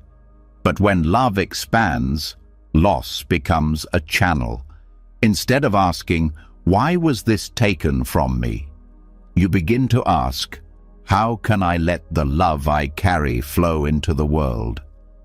This change of question transforms grief into purpose. The energy of longing that once felt suffocating becomes fuel for generosity, for kindness, for connection. You discover that the love you thought was lost is still alive, not in the same form, but in the way it now moves through you. This practice also rewires how you see yourself. Clinging love often creates dependency.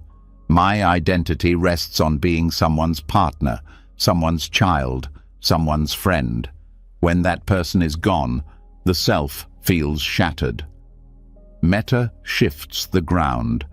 It reveals that love is not something you lost, but something you are capable of giving endlessly. It shows that your worth is not tied to one relationship, but to your capacity to radiate care without boundaries. This realization is deeply healing. It reminds you that you are not empty. You are a vessel overflowing with love that can be shared again and again. Another aspect of this transformation is the dissolving of barriers. Clinging love draws a line. This one is mine and others are outside. Metta erases that line. It recognizes that every being longs for safety, happiness, and peace, just as your loved one did. When you extend the same wish you once held for them, may you be free from suffering, to all beings, your love widens until it becomes universal. In this widening, the pain of separation lessens, because the heart learns to love without exclusion. The practice of metta meditation can help here. Sitting quietly, you begin by sending kindness to yourself. May I be happy. May I be free from suffering. Then you extend it to the one you lost. May you be at peace. May you be free from pain. From there, you expand outward, to friends, to strangers, even to those you struggle with. Eventually, the circle widens to include all beings, everywhere. This gradual expansion retrains the heart to release clinging and embrace boundlessness. Over time, you realize that your personal grief has become a doorway to a love far larger than yourself. Metta also brings healing to anger, which often hides inside grief. Anger at death, anger at fate, anger at yourself or others. By practicing loving kindness, you soften this hardness. You recognize that anger itself comes from love disrupted. When you redirect that energy into metta, the anger dissolves, leaving only compassion. This does not mean you stop grieving. It means your grief no longer poisons you. It becomes fertile soil for kindness. Boundless love also shifts how you relate to the memory of the one you lost. Instead of freezing them in the past, you let their memory inspire you in the present. Each act of kindness you perform becomes a continuation of their presence. Each moment of love extended to another carries their echo. In this way, metta becomes a living memorial. The one you lost continues not only in your heart, but in your actions. Grief becomes not just absence, but continuity, not just pain, but transformation. This transformation also brings resilience. When love is clinging, any threat of loss shakes the foundation of your life. But when love becomes boundless, it cannot be destroyed. Even if people come and go, even if life shifts in unexpected ways, the love itself remains. It flows wherever it is needed, unshaken by change. This kind of love is unbreakable because it is no longer tied to conditions. It becomes your natural state of being. The beauty of this practice is that it honors both the personal and the universal. You do not deny the love you had for the one who is gone. You use it as fuel. You let it expand outward until it embraces all beings. This way, your grief is not wasted. It becomes the very ground from which compassion grows. The love you thought was gone becomes more vast, more radiant, more enduring than ever. In transforming clinging love into boundless metta, you do not lose what was precious. You release it from chains and allow it to shine freely. And in that freedom, you discover that love is never truly lost. It only changes shape, flowing from one being into the whole of existence. This realization is the heart's liberation. Grief becomes compassion, attachment becomes generosity, and love becomes boundless.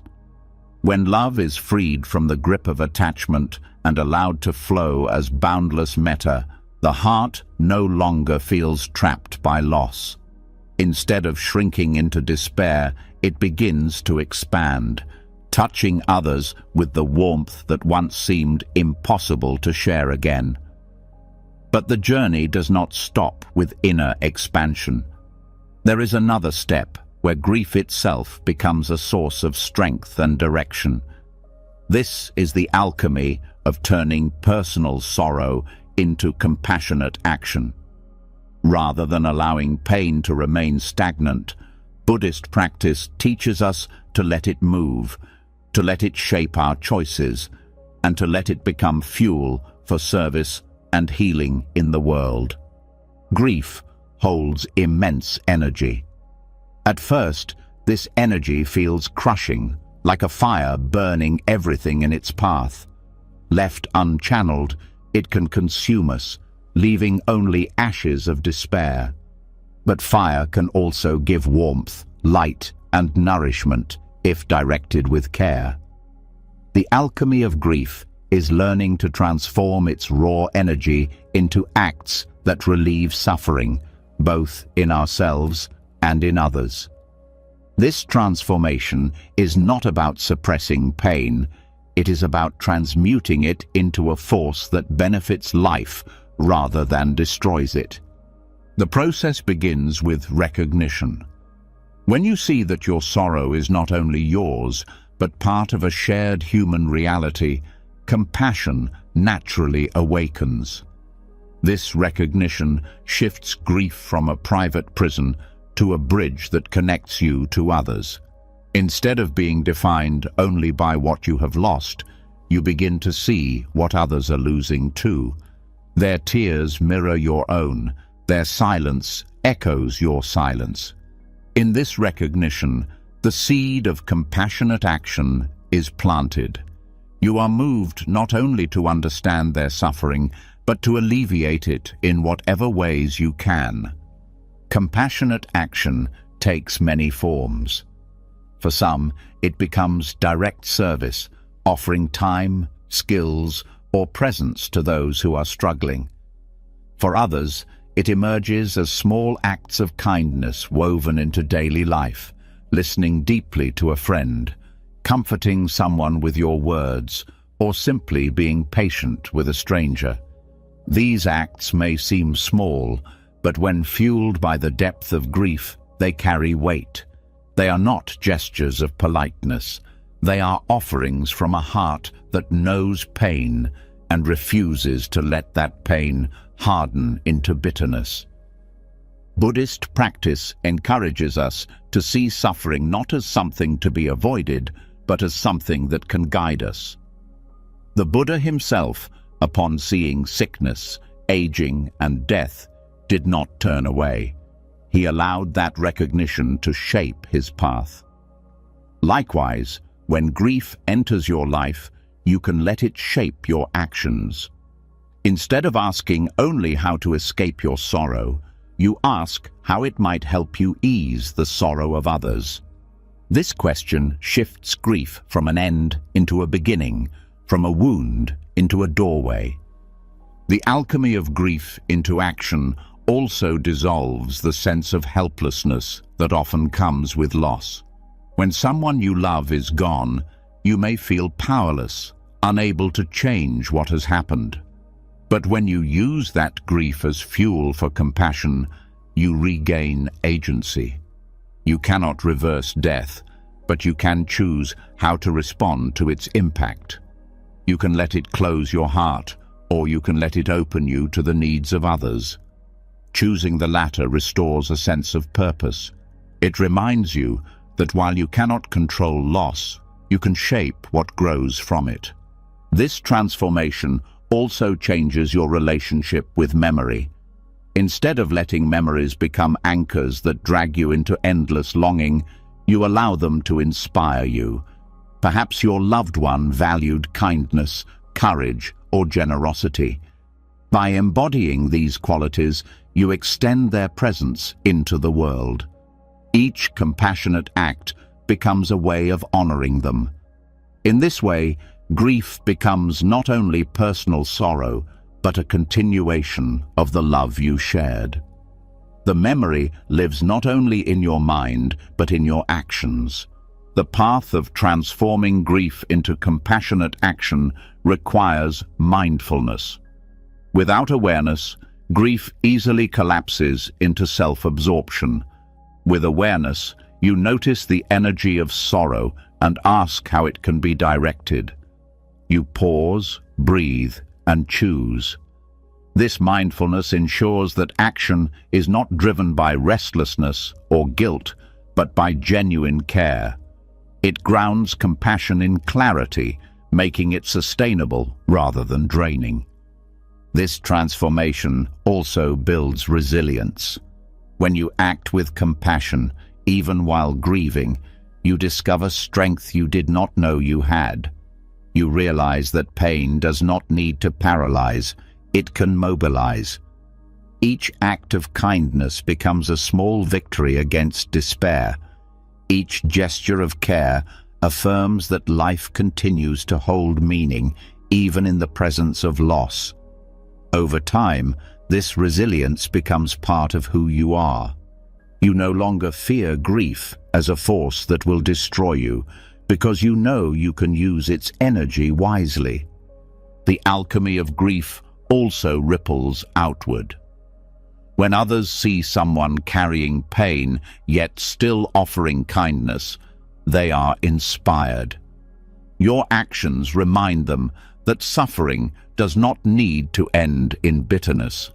It can give rise to strength, generosity, and courage. This ripple effect spreads far beyond what you may ever witness. Compassionate action has a way of multiplying, touching lives you may never meet. In this way, your grief becomes a contribution to the healing of the wider world. Buddhist teachings often describe compassion and wisdom as two wings of a bird. Grief, when transformed, strengthens both. Compassion grows because you feel deeply the suffering of others. Wisdom grows because you see directly that suffering is universal and impermanent. Together, they allow you to rise above despair. They allow you to use grief not as an anchor, but as a wind that propels you forward into meaningful service. In practical terms, this might mean volunteering in a hospice, supporting someone through their own mourning, or simply living each day with more patience and kindness. It might mean advocating for justice, caring for the vulnerable, or protecting the natural world. The form varies, but the essence is the same. Grief becomes fuel for love in action, and in this action, your own heart finds healing. Transforming grief into compassionate action also teaches that meaning is not found in avoiding suffering, but in how we respond to it. The pain of loss will always leave its mark, but it does not need to be wasted. It can become a source of growth, of connection, of contribution. In this way, loss itself becomes part of the path to awakening. When you allow grief to become compassion, you discover that the heart is larger than you ever knew. It can hold sorrow and still give. It can ache and still act. It can break and still heal others. This is the alchemy the Buddha pointed to, the transformation of personal pain into a force that heals the world. And through this transformation, you find that your own healing is inseparable from the healing you bring to others. When grief is transformed into compassionate action, the heart discovers strength in service, and pain becomes a source of connection rather than isolation. Yet even as action heals, there is another medicine often overlooked, one that does not come from doing, but from stillness. In a world that rushes to cover sorrow with noise and distraction, silence offers something radically different. Silence is not emptiness, it is space. It is the ground where grief can breathe without being forced to perform, explain, or justify. In Buddhist practice, silence is honored as a gift because it allows emotions to be digested rather than buried, to be felt fully rather than distorted by constant noise. Silence in mourning is often uncomfortable because it leaves us face to face with what we most want to avoid. Without distractions, the ache of loss rises clearly. Yet this is precisely why silence is healing. To sit in quiet is to allow grief to surface in its raw form without dilution. Instead of layering over it with endless talking, constant activity, or background noise, silence opens the heart to feel what is truly there. This direct contact with sorrow, though painful, is necessary for transformation. Without it, grief festers unprocessed, resurfacing later in heavier forms. In Buddhism, silence is not about absence, but about presence. When the chatter of the mind slows, what remains is awareness. In this awareness, grief can be observed rather than fought. You begin to notice the rise and fall of emotions, the shifts in your body, the ebb and flow of tears. These observations, made in silence, create understanding. Instead of being swept into grief's storm, you learn to witness it. This witnessing is not cold detachment. It is compassionate attention. It allows the heart to honor its pain without drowning in it. Silence also frees us from the pressure to explain our grief to others. Often, in social settings, mourners feel compelled to put their sorrow into words, to make it understandable. But grief is not always articulate. It moves in ways that language cannot fully capture. Silence gives permission to feel without translation. It respects the inexpressible nature of loss. In this respect, silence itself becomes a form of truth-telling. It acknowledges that some wounds are too deep for words. In the grieving process, silence creates space for memory to arise gently.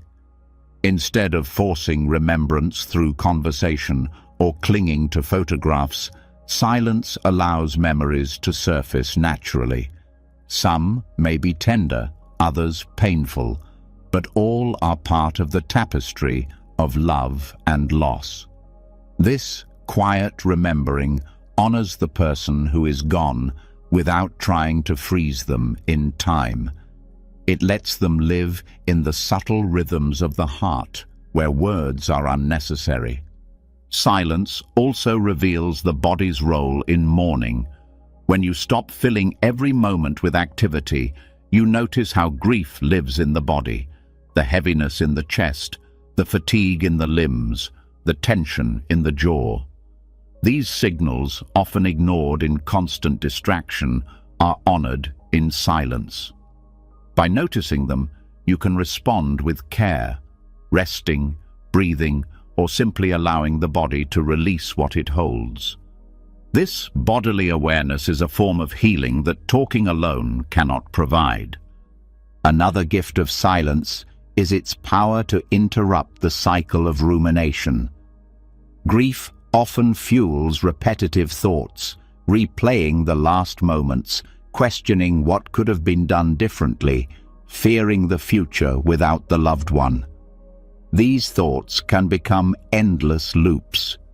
Silence, practiced mindfully, interrupts this loop. In the stillness, you return to the simplicity of breath, to the presence of now. The mind may wander, but silence teaches you to return again and again, preventing grief from spiraling into mental suffering. In Buddhist monasteries, silence is cultivated deliberately through practices such as noble silence. This is not just the absence of speech, but a commitment to inner quiet. Monks refrain from unnecessary words to deepen awareness and to honor the sacredness of each moment. For mourners, adopting even brief periods of noble silence can bring similar clarity. It strips away distractions and reveals what lies beneath, the heart longing for peace. Silence also deepens compassion. When you sit quietly with your own grief, you begin to sense the grief of others more profoundly. The silence becomes a mirror, reflecting the universality of sorrow. You realize that countless others are also sitting with their own losses, perhaps at this very moment. This recognition turns your silence into solidarity, a quiet connection with unseen companions on the path of loss. In daily life, silence can be cultivated through small practices: turning off the television, putting down the phone, sitting alone with a candle, or simply breathing without distraction. These practices may seem simple, yet they carry immense power. They create pockets of stillness where the heart can soften. Over time, these pockets expand, becoming sanctuaries of healing within the chaos of daily life. Silence also invites insight. In the quiet, thoughts settle like sediment in water, and clarity rises. You may begin to see patterns in your grief, understand emotions more deeply, or notice wisdom that was hidden beneath the noise. These insights are not forced. They emerge naturally when the mind is given space. They help you see loss not only as pain, but as teacher, offering lessons about impermanence, love, and resilience. There is also a spiritual dimension to silence. Many Buddhist traditions teach that silence brings you closer to the essence of reality, beyond concepts and words. In silence, you may touch a sense of vastness, a still ground beneath all change. This experience can be profoundly comforting in grief, reminding you that beneath the turbulence of sorrow, there is a deeper peace that has always been there. Silence in mourning is not meant to replace connection with others, but to balance it. Just as sharing grief with loved ones brings healing, so does resting in silence. Too much talking can scatter the heart. Too much isolation can harden it. Silence provides a middle ground where you can return to yourself, recharge, and then re-enter the world with more steadiness. The gift of silence in grief is that it creates space for emotions to flow, for memories to breathe, for the body to release, for the mind to rest, and for the spirit to remember its depth. Without silence, grief risks becoming endless noise inside and out. With silence, grief becomes a process of digestion, where pain is slowly transformed into understanding. In this transformation, sorrow is not erased, but it is carried with more grace, more clarity, and more peace. Silence shows us that grief cannot be digested through constant distraction, but only through stillness and honest attention. Yet, as silence deepens, another truth begins to emerge, one that reaches to the root of why loss feels so unbearable. Beneath the sorrow lies a powerful belief that there is a solid, separate me who has lost something that belonged to them. Buddhism teaches that this sense of self is an illusion. It feels real, but it is a construction of thought. When this illusion is clung to, suffering multiplies. The teaching of anatta, or non-self, invites us to look more closely, to question the story of my loss, and to see that grief shifts when the self at its center is loosened. At first, this idea may feel harsh. How can there not be a self when the pain feels so personal, so raw? Yet, when examined carefully, the sense of self reveals itself as fragile and shifting. The I who is grieving is not the same as the I who once laughed with joy, nor the I who will one day smile again. Thoughts change, emotions change, the body itself changes, and yet we call all of this me. In truth, it is a flow, a collection of conditions arising and dissolving. Grief becomes heavier because we grasp at this flow and insist it be solid. We say, "This happened to me," as if there were a fixed owner at the center. But when the self is seen as a process rather than an object, the burden of grief begins to lighten. The illusion of self magnifies suffering because it turns universal truths into personal punishments. Death happens to all beings, but when filtered through the self, it feels like my unique tragedy. Pain becomes heavier when wrapped in the belief of my loss, my grief, my broken heart. Anatta teaches that there is no permanent owner of these experiences. There is grief, but no unchanging self who owns it. There are tears, but no permanent self who claims them. There is sorrow, but it passes through ever-shifting conditions of body and mind. Seeing this does not erase pain, but it changes its weight. It becomes an event in the flow of existence, not an identity to cling to. This perspective can be freeing. When you drop the illusion of self, loss is no longer something that defines you forever.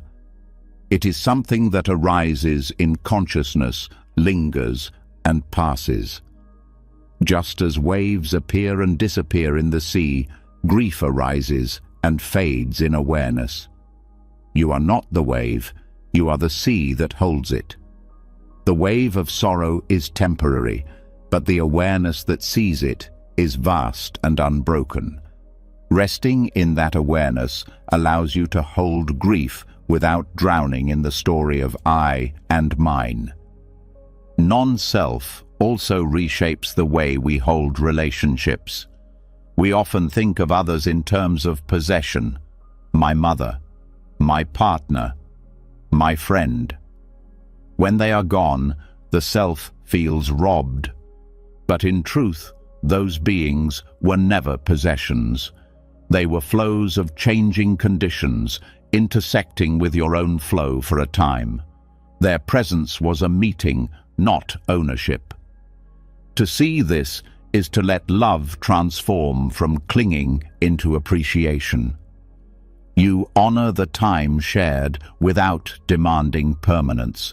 The illusion of mine falls away, leaving gratitude for the connection that was. The teaching of Anatta also reveals that what we call the self is deeply interdependent. Your body is made of food, water, and air that come from beyond you. Your mind is shaped by language, culture, and experiences given by others. Even your grief is interwoven with all you have received from those who came before. When you see this interdependence, the sharpness of my loss softens. It becomes not a private wound, but part of a vast network of causes and conditions. You are grieving, but you are also participating in something larger than yourself. This perspective turns grief from isolation into connection. Another aspect of non-self is the recognition that identity itself is impermanent. The roles you once played, child, parent, partner, friend, shift constantly. When a loved one dies, part of the suffering comes from the collapse of identity. If I am no longer their son, who am I? Or, if I am no longer their partner, what remains? But Anatta reminds us that identity was always shifting. You have never been one fixed thing. The loss of a role is painful, but it is not the loss of a permanent self.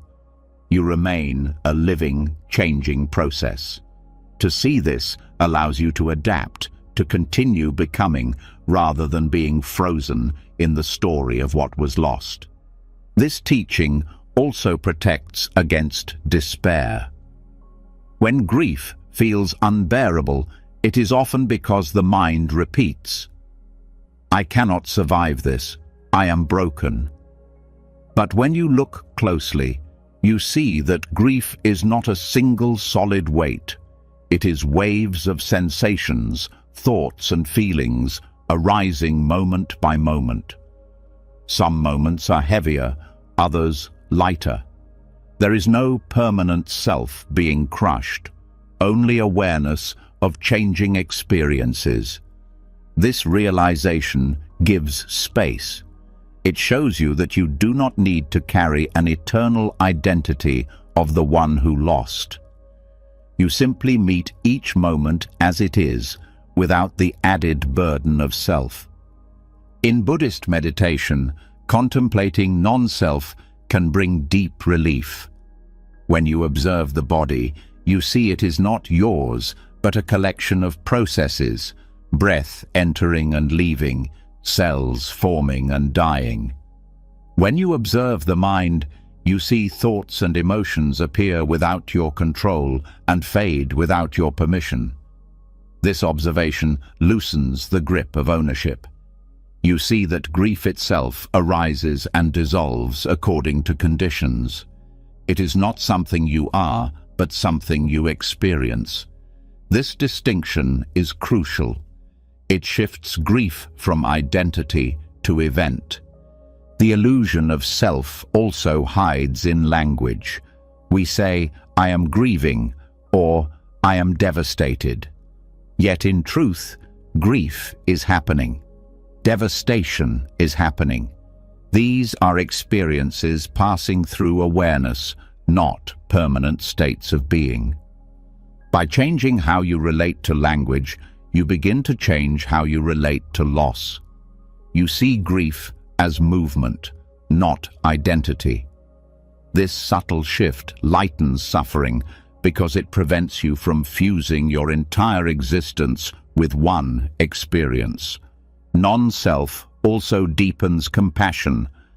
When you release the illusion of me and mine, you see more clearly that all beings are caught in the same processes of impermanence and loss. Their grief is no different from yours. Their suffering is not separate. This recognition dissolves the walls between self and other. Your pain becomes a doorway to shared humanity. You wish others relief, not from pity, but from understanding. Compassion grows naturally when the self is loosened, because you see that separation itself is an illusion. Another way non-self heals grief is by revealing continuity beyond individuality. If the self is not fixed, then what you loved in another does not vanish completely. Their kindness, wisdom, and energy ripple into the world through you and through others they touched. Their influence is not bound by the illusion of self. It continues in forms you may never see. This continuity reframes loss. Instead of asking, "Where did they go?" you see how they live on in the web of interdependence. The illusion of my loss dissolves into recognition of the ongoing flow of life. Practicing with anatta is not about denying pain. It is about loosening the frame that makes pain heavier. Grief still comes, but it is no longer tied to a rigid self who clings to ownership. It is felt as part of the human process, something vast and shared, something that arises and passes. This perspective does not numb the heart, it frees it. It allows you to love deeply without being destroyed when love changes form. To see that my loss is an illusion is to free grief from its harshest edge. There is loss, but no permanent loser. There is sorrow, but no eternal sufferer. There is love, but no ownership. And in that realization, the weight of grief begins to lift. What remains is tenderness, connection, and a heart open to the truth of change. This is the gift of anatta in mourning, liberation from the illusion of self, and with it, freedom from the heaviest chains of suffering. When the illusion of my loss begins to soften, grief no longer feels like a private prison with walls closing in. The recognition of non-self shows us that sorrow does not belong to a fixed identity. It is part of the ever-shifting stream of existence. Yet this truth, while liberating, is not always easy to hold in daily life. This is why Buddhist traditions have long relied on rituals, not as empty ceremonies, but as living expressions of impermanence. In monasteries across the world, practices like creating sand mandalas, offering fire pujas, or pouring water as a blessing embody in physical form the truths we struggle to grasp with thought alone. These rituals are not meant only for monks. They are gifts for all of us, reminders that release and letting go can be practiced with hands as much as with the mind.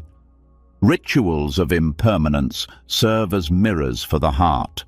Words may tell us that everything changes, but to watch a group of monks spend days bending over grains of sand, crafting an intricate mandala only to sweep it away in moments, makes impermanence visible. The beauty that once seemed permanent dissolves before your eyes. There is grief in the sweeping away, but also clarity. You see that the value of the mandala was never in its endurance. It was in the attention, care, and presence poured into each moment of its creation. This is the essence of life itself, fragile, fleeting, precious, not because it lasts, but because it doesn't. The same wisdom is present in fire rituals. When monks gather to offer prayers, herbs, or symbolic items into a blazing flame, they enact release in its most vivid form. What is placed in the fire disappears, transformed into smoke and ash, carried into the vastness of the sky. This act is not destruction, but offering. It reminds the grieving heart that letting go is not erasure, but transformation. The person you love, the moments you cherish, do not vanish into nothingness. They change form, just as wood becomes flame, flame becomes smoke, and smoke becomes air. Watching the fire consume offerings teaches the body what the mind resists, that release can be holy. These rituals also teach the importance of embodiment. Too often, grief lives only in the head, cycling through memories and regrets. Ritual draws it into the body, giving it gesture, movement, and form. Sweeping sand, chanting verses, pouring water, each act anchors loss in something tangible, something that can be enacted and released. The body learns to let go through practice, and the heart slowly follows. This is why rituals across cultures, not only in Buddhism, are so powerful in mourning. They give sorrow a place to move rather than letting it stagnate inside. In monasteries, impermanence is also practiced through daily rhythms. Bells ring, meals are offered, robes are folded, and each act is done with the knowledge that nothing is fixed. Even these small acts are rituals of letting go, of attachment to comfort, to routine, to permanence. For the grieving, learning to bring ritual into daily life can be deeply healing. Lighting a candle each night, bowing silently in the morning, or writing a prayer and burning it, these small practices echo the great monastic rituals. They bring the wisdom of impermanence into the intimacy of your own home. Rituals also remind us that impermanence does not need to be feared. The sweeping of a mandala is accompanied not by despair, but by chanting, by reverence, by joy in release. Fire pujas are marked by offerings and blessings, not only by flames. Through ritual, impermanence becomes something to honor rather than dread. It shows us that letting go can be sacred, that endings can be ceremonies of beauty rather than only wounds. Grief often feels chaotic, but rituals create structure. They give the heart something steady to lean on when everything else feels unstable. In monasteries, the repetition of ritual, day after day, season after season, becomes a rhythm that carries the monks through both joy and sorrow. For those grieving, ritual can provide similar grounding. By returning to a simple practice each day, you give grief a container. You do not banish it, but you give it a form that keeps it from overwhelming you. Rituals of impermanence also bridge the personal and the universal. A single mandala is swept away, but the act reflects the sweeping away of all forms in life. A single fire consumes offerings, but it mirrors the fire of time that consumes all. By participating in these rituals, you connect your personal grief to the larger rhythm of existence. Your sorrow becomes less isolating when you see it reflected in the universal truth enacted before your eyes. There is also beauty in the communal aspect of these rituals. In monasteries, they are rarely done alone. Monks gather, chant, and move together. This shared practice transforms impermanence from a solitary burden into a collective truth. For the grieving, joining in ritual with others can ease the loneliness of loss. Whether it is a group prayer, a shared silence, or a simple meal offered in memory, ritual practice together reminds you that you are not the only one walking through change. In the presence of ritual, grief becomes less of a private ache and more of a sacred passage. It teaches you that loss is not a mistake, but a natural rhythm to be honored. Rituals of impermanence give you a way to embody letting go, to practice it with hands and breath until the heart can join. They are not meant to erase pain, but to guide it, to shape it, to transform it into reverence. Through these traditions, the wisdom of impermanence moves from concept into lived truth. And once you have touched that truth in ritual, you can begin to carry it into every moment of your life.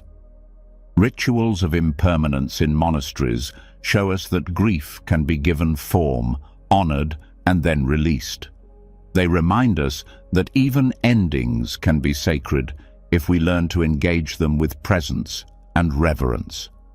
Yet beyond ritual lies another dimension of practice, the recognition that grief itself can be a path of training. Instead of seeing loss only as something to endure, Buddhism invites us to treat it as a demanding but profound teacher. Grief, in all its rawness, becomes a discipline, shaping patience, strengthening equanimity, and deepening compassion in ways that comfort alone never could. Loss challenges the mind in ways few other experiences can. It strips away illusions of control, confronts us with impermanence, and forces us to sit with emotions that cannot be neatly resolved. In this way, grief functions like an advanced meditation retreat, where the lessons are relentless and unavoidable. Each wave of sorrow becomes an opportunity to train the mind not in avoidance, but in resilience. By facing grief with awareness, patience naturally grows. You learn that emotions cannot be rushed. You wait as waves rise and fall, trusting that the heart can endure. This waiting, though painful, develops a strength of patience far deeper than ordinary inconveniences ever could. Equanimity, the ability to remain steady amid change, is another fruit of this training. In grief, emotions swing violently, some days numb, others piercing, sometimes both in the same hour. To meet these shifts without clinging to the highs or collapsing under the lows is the essence of equanimity. It is not coldness, but steadiness. By practicing presence in grief, you gradually learn that you can feel deeply without being destroyed, that you can witness extremes without being thrown endlessly between them. This balance is not achieved through denial, but through repeated practice of returning to the center, no matter how fierce the storm. Compassion grows naturally through this training because grief opens the heart to the suffering of others. Before loss, it is easy to stay wrapped in personal concerns. After loss, the sharpness of your own pain reveals how tender life truly is for everyone. Each person you meet carries invisible sorrows. Grief trains you to notice, to soften, to respond with gentleness rather than judgment. Compassion born of grief is not abstract, it is embodied. You know in your bones what sorrow feels like, and that knowledge transforms how you meet others. This training is not easy. It demands surrender, humility, and willingness to be reshaped by something you did not choose. Yet, it is precisely this difficulty that makes it powerful. The Buddha often described suffering as the ground from which wisdom grows. Grief is one of the most concentrated forms of suffering we encounter, and thus one of the most fertile grounds for wisdom if we let it teach us. Each tear becomes a lesson in impermanence, each ache a reminder of love, each wave of longing a chance to deepen presence. Grief also trains the mind in letting go of expectation. Before loss, we often carry unconscious assumptions that life will unfold in certain ways, that loved ones will be there tomorrow, that the ground beneath us is secure. Loss shatters these assumptions. The mind resists, searching for stability where none exists. But through grief, the mind slowly learns a new stability, not in external conditions, but in inner acceptance. This shift is profound. It reorients you from trying to control life to learning to meet it as it is. This training also strengthens honesty. Grief does not allow pretense for long. It strips away masks and reveals what is raw and real. To sit with grief is to sit with truth, however uncomfortable. Over time, this develops the courage to be honest with yourself and with others. You learn not to cover pain with false smiles, not to avoid hard conversations, not to live superficially. Grief trains you to value authenticity, because you know firsthand how fragile time is and how precious honesty can be. In Buddhist terms, grief can also be seen as a practice in non-attachment. The heart longs to hold what is gone, yet reality refuses. Each moment of clinging deepens pain, and each moment of release brings relief. By moving through this cycle again and again, the mind learns viscerally what teachings often say in words. Attachment leads to suffering. Release leads to peace. This is not learned intellectually, but in the body, in the chest that aches when clinging and softens when letting go. Grief teaches non-attachment in the most intimate way possible. Patience, equanimity, compassion, honesty, and non-attachment. These are not small qualities. They are the foundations of wisdom. And grief, though unwanted, provides one of the most direct paths to them. This reframing changes how we hold sorrow. Instead of treating it only as a wound, we treat it as a teacher. Instead of asking only how to get rid of it, we ask what it has to teach. This shift does not make grief easy, but it gives it meaning. It turns pain into practice. Grief as mind training also shows us the depth of our resilience. Each day you wake up and continue breathing, even when the heart feels heavy, is a form of training. Each time you allow yourself to cry without collapsing, you strengthen endurance. Each time you offer kindness, even while hurting, you prove the capacity of the heart to hold both sorrow and love. These small victories accumulate, shaping a mind that is more stable, more open, more alive. In the end, grief is not something we master, but something that reshapes us. Its lessons are carved slowly, often painfully, but with each carving, the heart becomes larger. The patience it builds allows you to endure life's changes. The equanimity it teaches keeps you steady amid storms. The compassion it awakens connects you to others more deeply than ever before. And in this way, grief, though bitter, becomes a form of training, refining the mind, shaping the heart, and leading you closer to wisdom. When grief is understood as mind training, it becomes more than a wound to endure. It becomes a demanding teacher, shaping patience, equanimity, and compassion. But even with this reframing, one question often lingers in the heart. What happens to those we lose? Is their story truly over, or does it continue in ways we cannot yet see? Buddhism offers an answer that dissolves the sharp edge of finality. The teaching of rebirth and continuity suggests that nothing ends absolutely. Just as energy is never destroyed but only changes form, so too does the flow of life.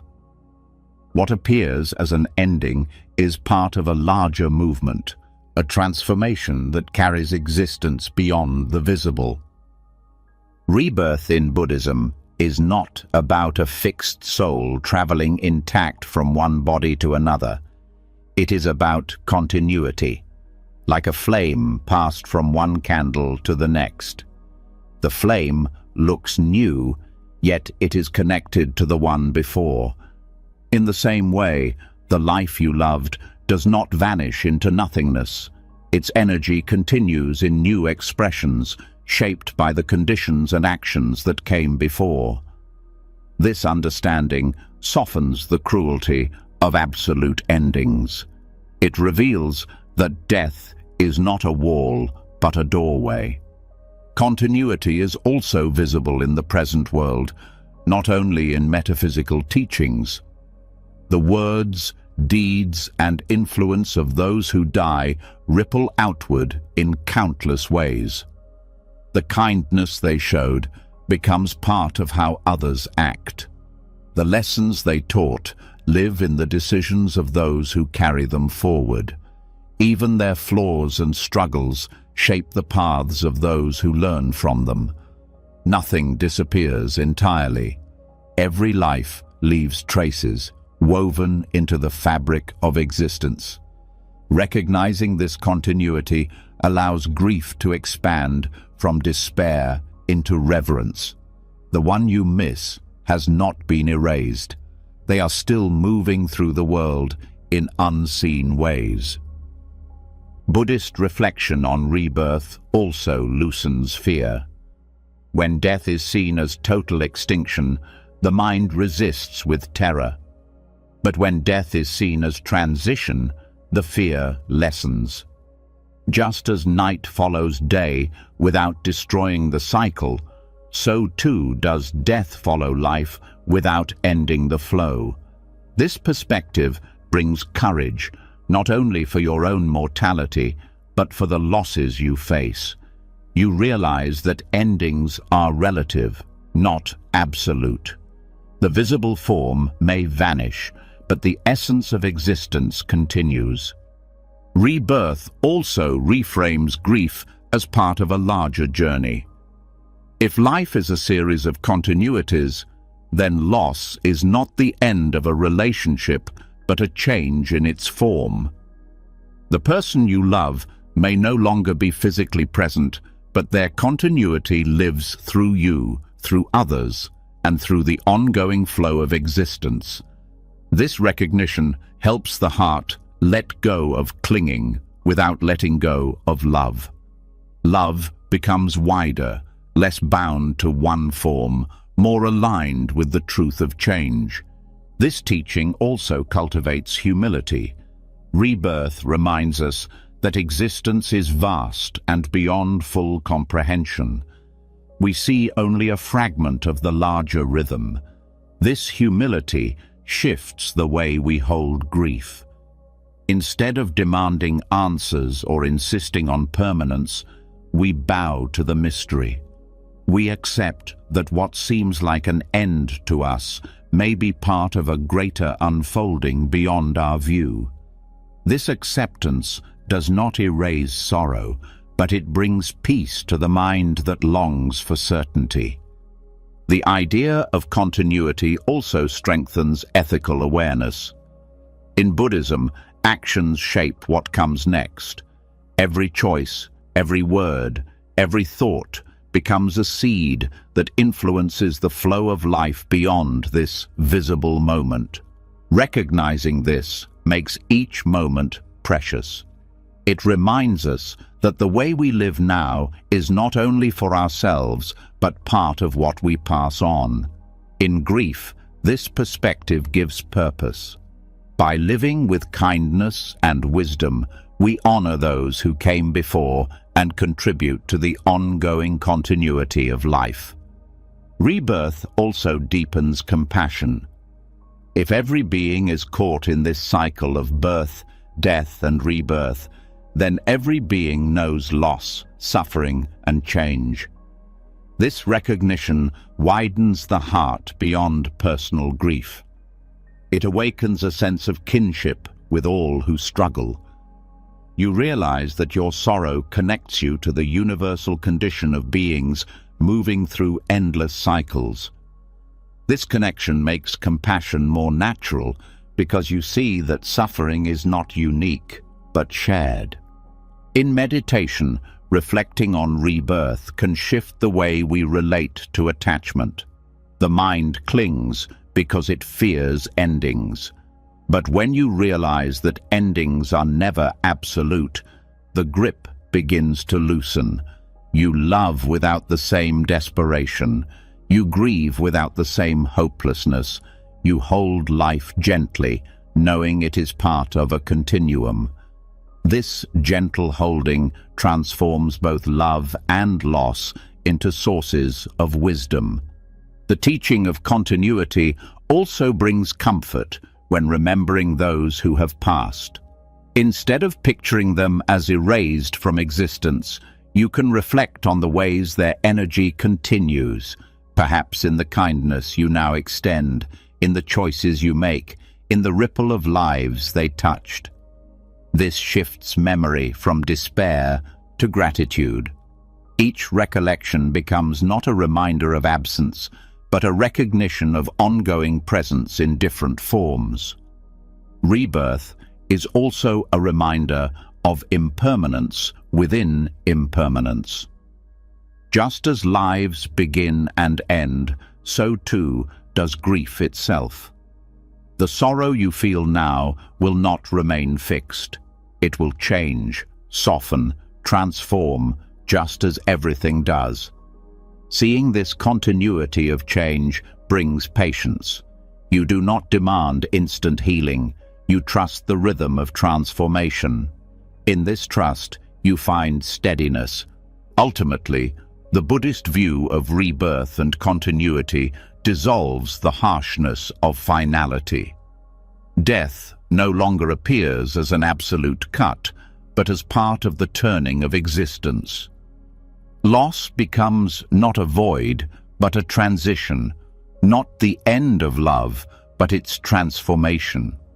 To see this is to grieve without despair, to mourn with wisdom, and to find peace in the rhythm that carries all beings forward. When we reflect on rebirth and continuity, the heart softens toward the truth that nothing ends absolutely.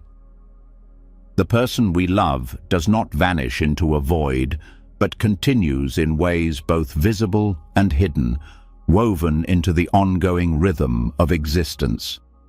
Yet, even with this understanding, grief can still feel heavy, and the human heart longs not only for philosophy, but for comfort, for a sense of presence that can hold us when sorrow feels unbearable.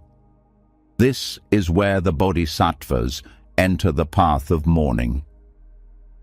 In Mahayana Buddhism, the bodhisattvas are beings who embody compassion and wisdom so vast that they vow to remain with all living beings until every last one is free from suffering. Among them, Avalokiteshvara, the bodhisattva of compassion, is invoked as a source of solace, strength, and unshakable care. To call on Avalokiteshvara in times of grief is not about escaping reality, but about feeling supported within it. The heart imagines a presence so compassionate that it hears the cries of the world, and in that imagination, or rather in that deep inner resonance, something shifts. Grief no longer feels like a solitary burden carried alone. Instead, it feels witnessed, held, and softened by the boundless compassion of one who has dedicated their existence to easing sorrow. For countless practitioners, chanting the name of Avalokiteshvara or visualizing the bodhisattva's form becomes an anchor in mourning. The sound of the sacred syllables, the vision of infinite compassion, remind the grieving heart that even in pain, one is not abandoned. The role of the bodhisattva in loss is also symbolic of what awakens within us. Avalokiteshvara does not stand apart, handing out comfort from some unreachable place. The bodhisattva of compassion represents the seed of compassion already present within every heart. When you call upon Avalokiteshvara, you are also calling forth your own capacity to be gentle, patient, and kind with yourself. This is why the practice brings solace. It is not only an external prayer, but an inner awakening. The very act of invoking compassion invites compassion to rise in you, to hold your grief without judgment, to let tears flow without shame, and to remind you that tenderness is strength. Bodhisattvas also reframe the meaning of grief. Instead of being a weight that isolates you, grief becomes an opportunity to join in the vow of compassion. When you see your suffering mirrored in Avalokiteshvara's great vow to hear the cries of all beings, you realize that your pain is not meaningless. It is part of the larger tapestry of suffering that the bodhisattvas dedicate themselves to healing. This recognition turns grief into connection, into solidarity with all who mourn, into a reminder that your sorrow places you within the embrace of universal compassion. Invoking Avalokiteshvara also works through ritual and imagery. Visualizations often depict the bodhisattva with 1,000 arms, each hand holding an eye, ready to reach in all directions to relieve suffering. For someone grieving, this image is deeply powerful. It says, no matter how many beings cry out, compassion has the capacity to hear and respond. Your grief is not too small to be noticed, nor too vast to be held. The image itself becomes medicine, planting in the mind the assurance that compassion is limitless and always available. The bodhisattva's role also includes giving courage. In grief, fear often arises, the fear of facing the future alone, the fear of forgetting, the fear of losing oneself in sorrow. To contemplate Avalokiteshvara is to remember that compassion carries courage within it. Gentle as it feels, compassion is not fragile, it is resilient. It does not turn away from suffering, but walks directly into it. When you connect with that energy, you borrow its strength. You realize you too can face sorrow with courage, not by denying it, but by walking through it with the steady support of compassion. The practice of invoking a bodhisattva also breaks through the loneliness of grief. Even when surrounded by people, loss can feel isolating. The presence of Avalokiteshvara counters this isolation with the sense of being accompanied.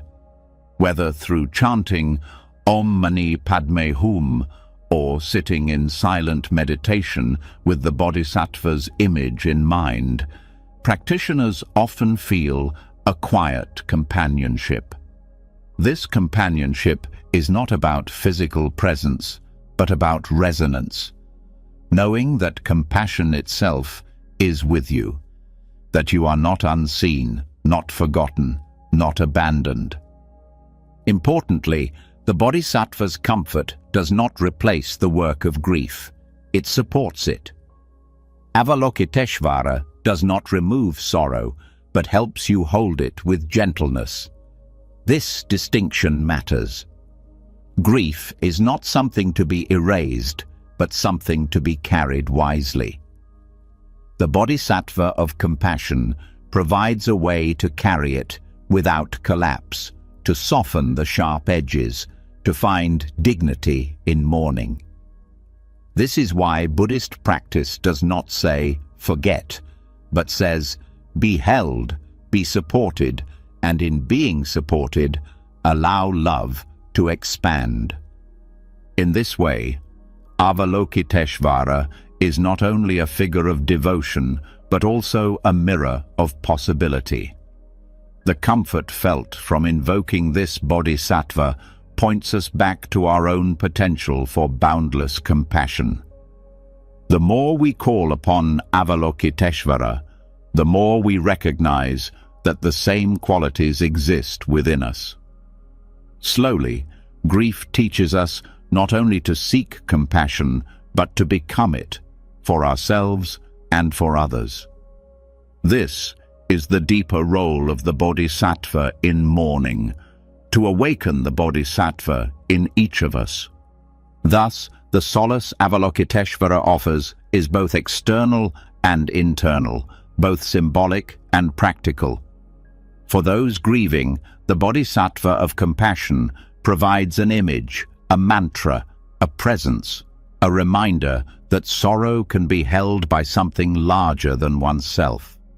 And through this connection, the grieving heart finds not only comfort, but also the strength to keep walking, to keep loving, to keep serving. This is the gift of the bodhisattvas. They remind us that compassion is endless, and that in the face of loss, we are never truly alone. When we turn to the bodhisattvas for comfort, especially Avalokiteshvara, we discover that compassion itself is vast enough to hold grief. The heart feels less alone, and sorrow becomes part of a universal embrace. Yet compassion, as powerful as it is, also points us toward another truth. Suffering deepens when we resist the natural currents of life. Holding tightly, fighting what is already moving, or demanding permanence in a world of change only creates more pain. Here, the wisdom of Taoist-influenced Buddhist thought offers a different path, Wu Wei, the way of non-resistance, of letting the river flow. In grief, this teaching becomes not an escape, but an invitation to stop struggling against what cannot be stopped, to rest in the naturalness of loss, and to discover peace in the very act of allowing. Wu Wei does not mean passivity. It is not giving up or sinking into despair. It is a practice of alignment, moving with life's current instead of against it. Loss comes, as birth comes, as change comes, and no amount of resistance can alter this rhythm. The mind wants to build dams, to hold back the river, to freeze what is flowing. This effort exhausts the heart. But when you release resistance, when you allow the river to move as it will, grief begins to soften. The ache remains, but it is carried by the current rather than clenched in the fist. Non-resistance allows sorrow to be what it is without labeling it wrong. The pain of loss is real, but much of the suffering comes from telling ourselves it should not be. We say, "This should not have happened. This should not be my life." These thoughts fight reality. Wu Wei teaches another way, to acknowledge what has already unfolded and to stop adding the struggle of resistance. This acceptance is not coldness, it is honesty. It gives the heart permission to weep, but without the added torment of demanding that life be other than it is.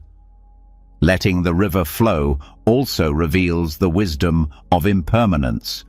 Just as a river is never the same from one moment to the next, grief too changes, sometimes sharp, sometimes quiet, sometimes overwhelming, sometimes distant.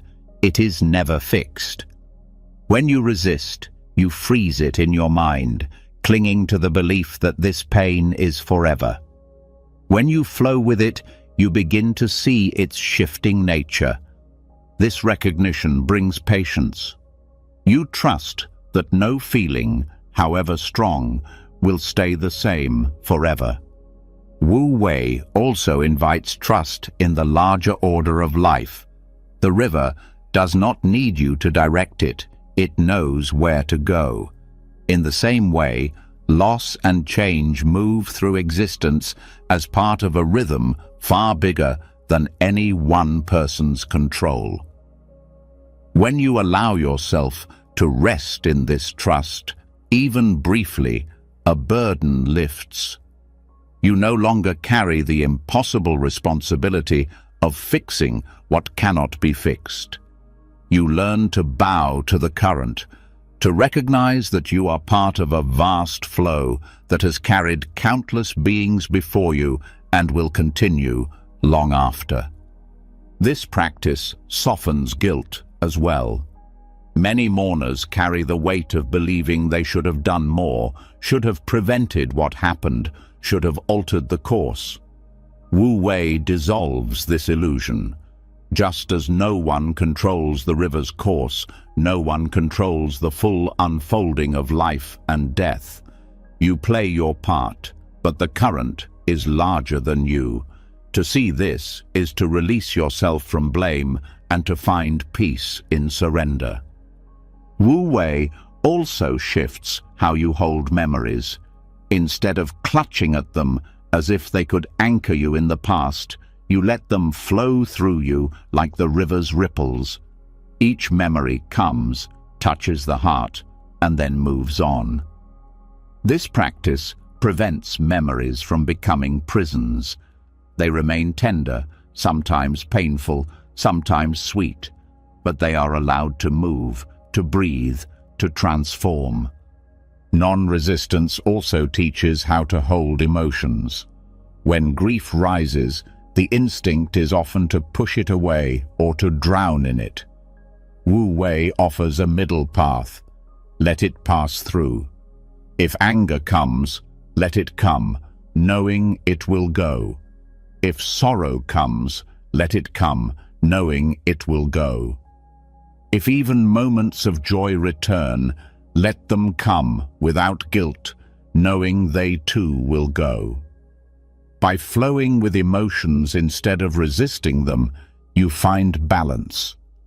The river carries all waters, calm and turbulent alike, and still continues its path. In daily life, this teaching can be practiced in simple ways. When grief tightens in your chest, breathe with it instead of fighting it. When memories return, allow them to touch you without demanding they stay. When tears rise, let them fall without judgment. Each of these small acts is Wu Wei in practice, an act of letting the river carry what you cannot hold forever. This approach also nurtures humility. Resistance often comes from the illusion of control, from believing life should bend to our will. Wu Wei humbles us by reminding us that life flows according to its own nature. This humility is not defeat, but liberation. It frees you from the exhausting struggle of trying to master what is unmasterable. It allows you to live with more ease, more patience, and more grace. Ultimately, letting the river flow turns grief from an enemy into a companion. You stop fighting it as a curse and start walking with it as part of the journey. The pain remains, but it no longer feels like punishment. It feels like part of the current that carries all beings forward. By surrendering to this flow, you discover a peace that resistance could never give. In this way, Wu Wei becomes more than philosophy. It becomes a practice of healing.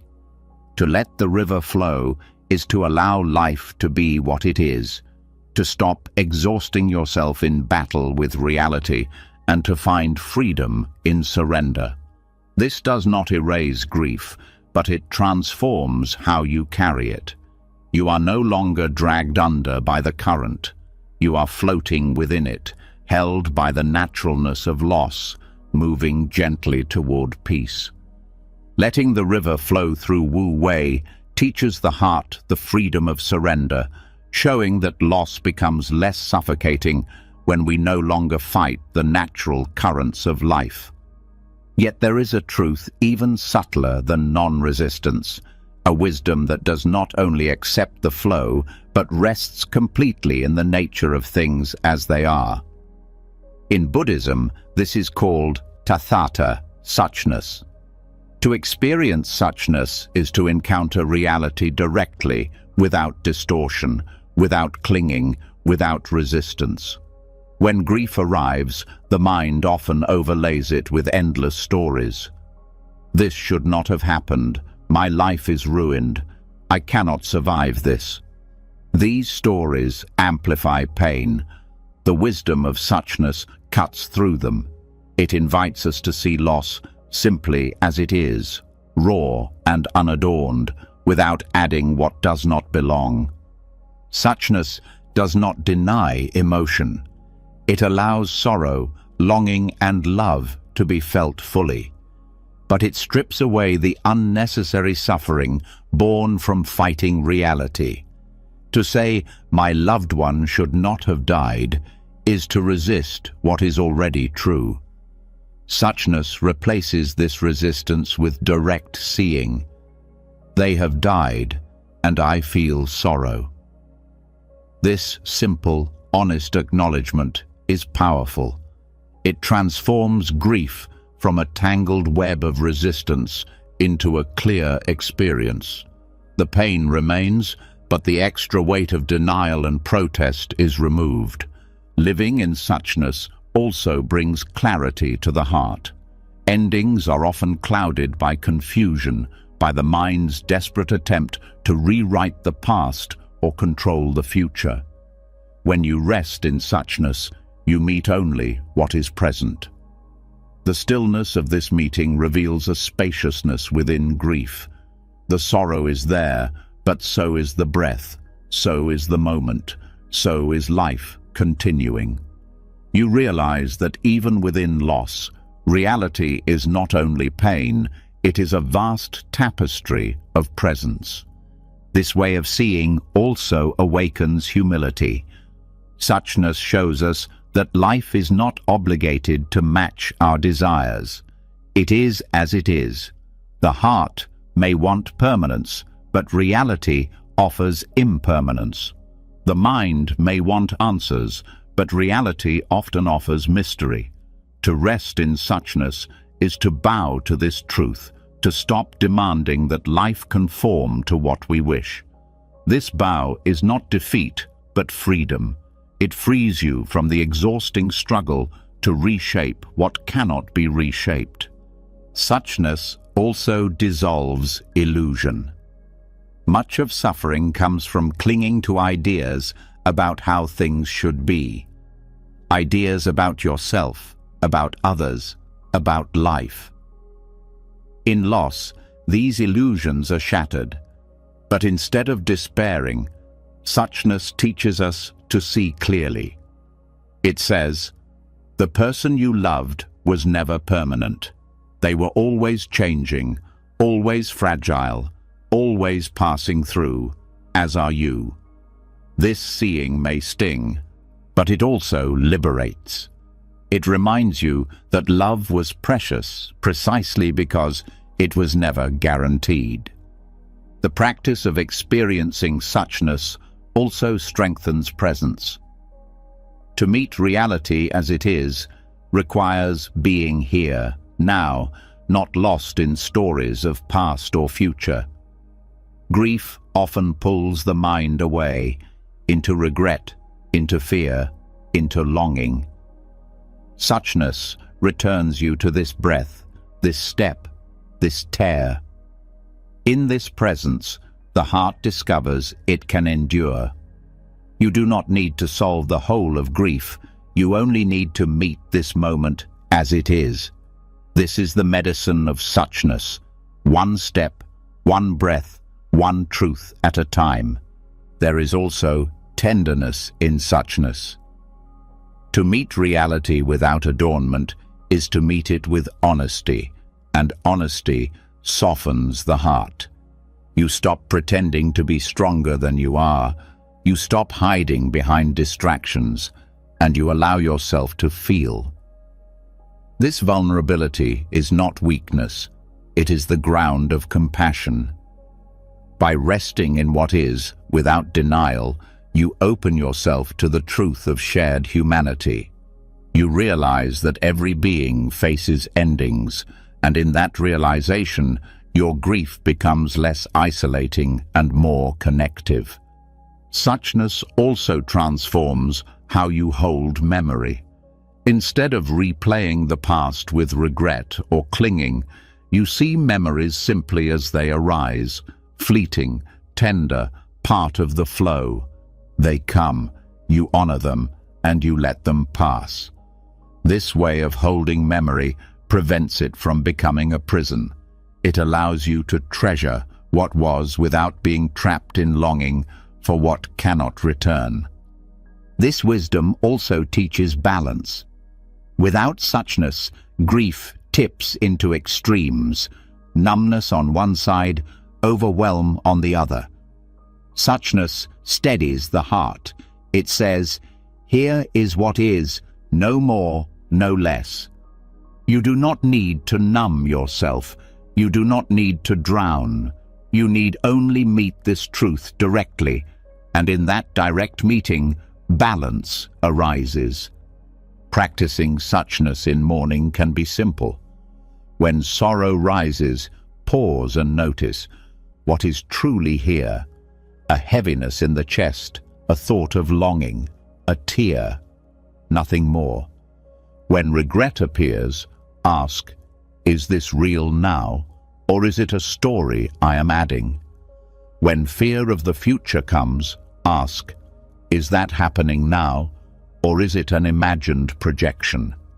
Returning to suchness clears the mind of unnecessary suffering. It grounds you in reality where healing begins. The wisdom of Tathata does not make grief vanish. It removes the layers that make grief unbearable. It reveals that beneath the noise of resistance there is a simple truth. Loss has occurred, and the heart aches. By meeting this truth without distortion, the heart finds dignity, honesty, and eventually, peace. Suchness is not an escape from sorrow, but a deeper entering into it, one that transforms suffering by removing everything that is not necessary. In this way, Tathata becomes a path of freedom. Endings remain painful, but they no longer feel like betrayal. They are seen as part of reality, part of the fabric of life. And by resting in reality as it is, the heart learns to carry grief without being broken by it. This is the gift of suchness, the quiet wisdom of meeting life exactly as it is, and finding within that meeting a peace that no illusion could ever provide. Suchness shows us that suffering grows heavier when we resist reality, and lighter when we allow ourselves to meet it just as it is.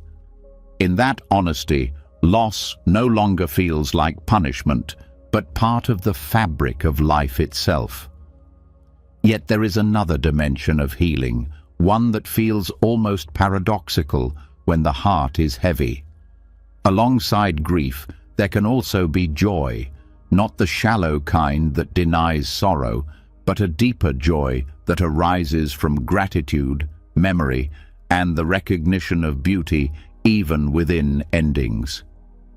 In Buddhism, this quality is called mudita, sympathetic joy, and it has the power to sit side by side with sadness.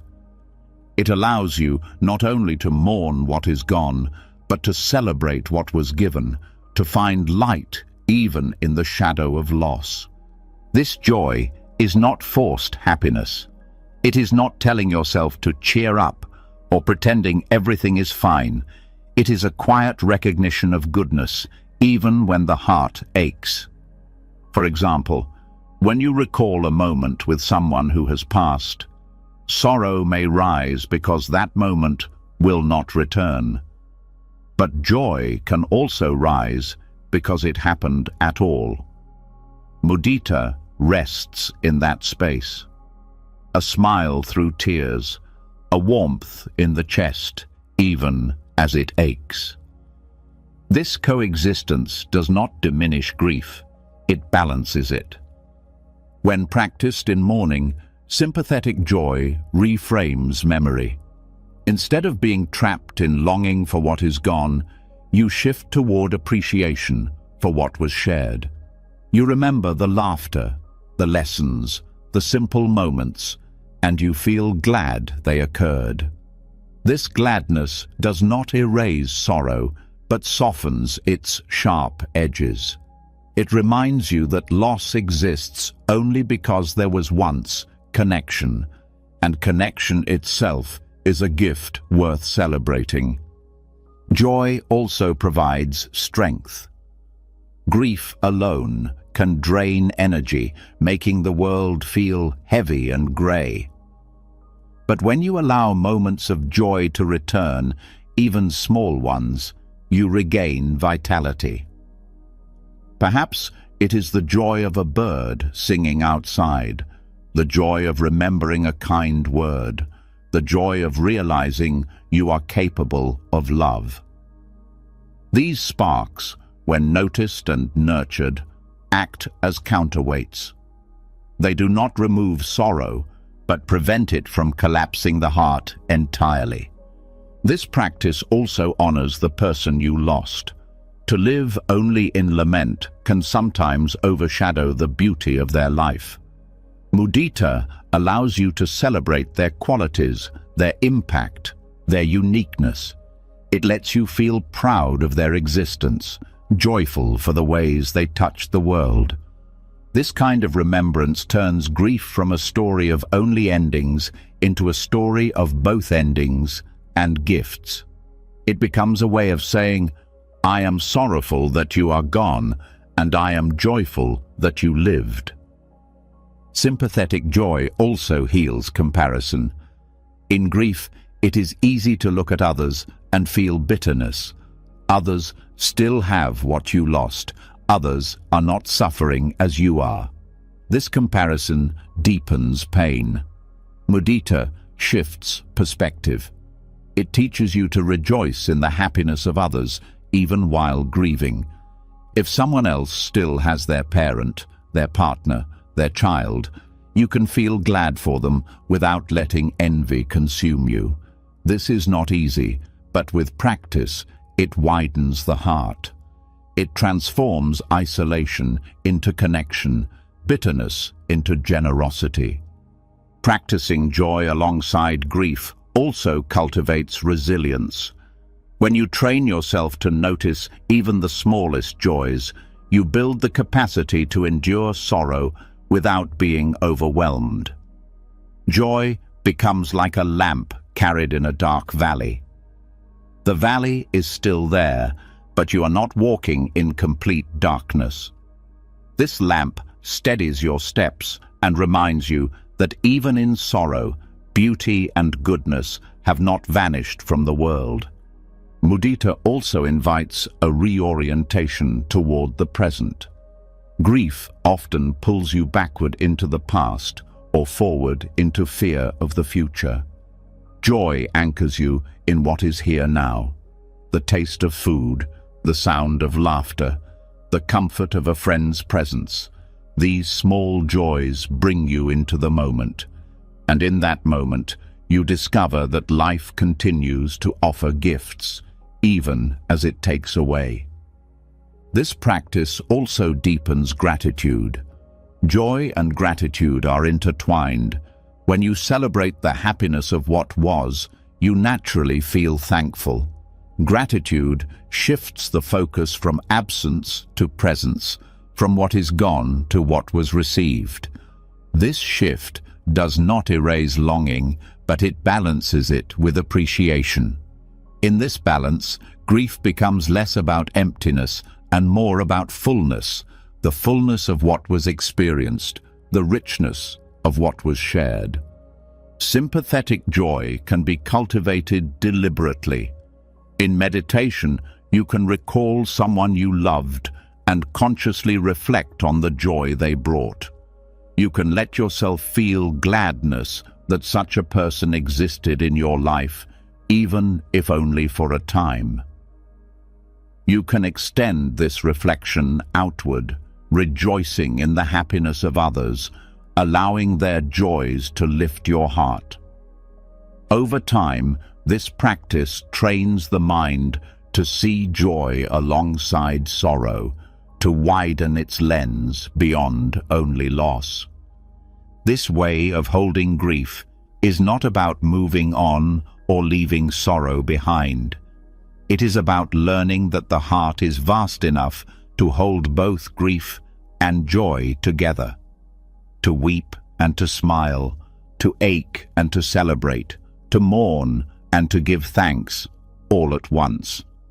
This is the wisdom of mudita. Grief need not erase joy, and joy need not deny grief. They coexist, balancing one another, making life whole even in the face of endings. In this way, joy becomes a companion in mourning. It does not replace sorrow, but walks alongside it, lightening its weight, softening its edges, and reminding you that love, connection, and beauty still shine, even through loss. When we discover the balance of grief and joy, the heart begins to expand beyond its narrow focus on absence.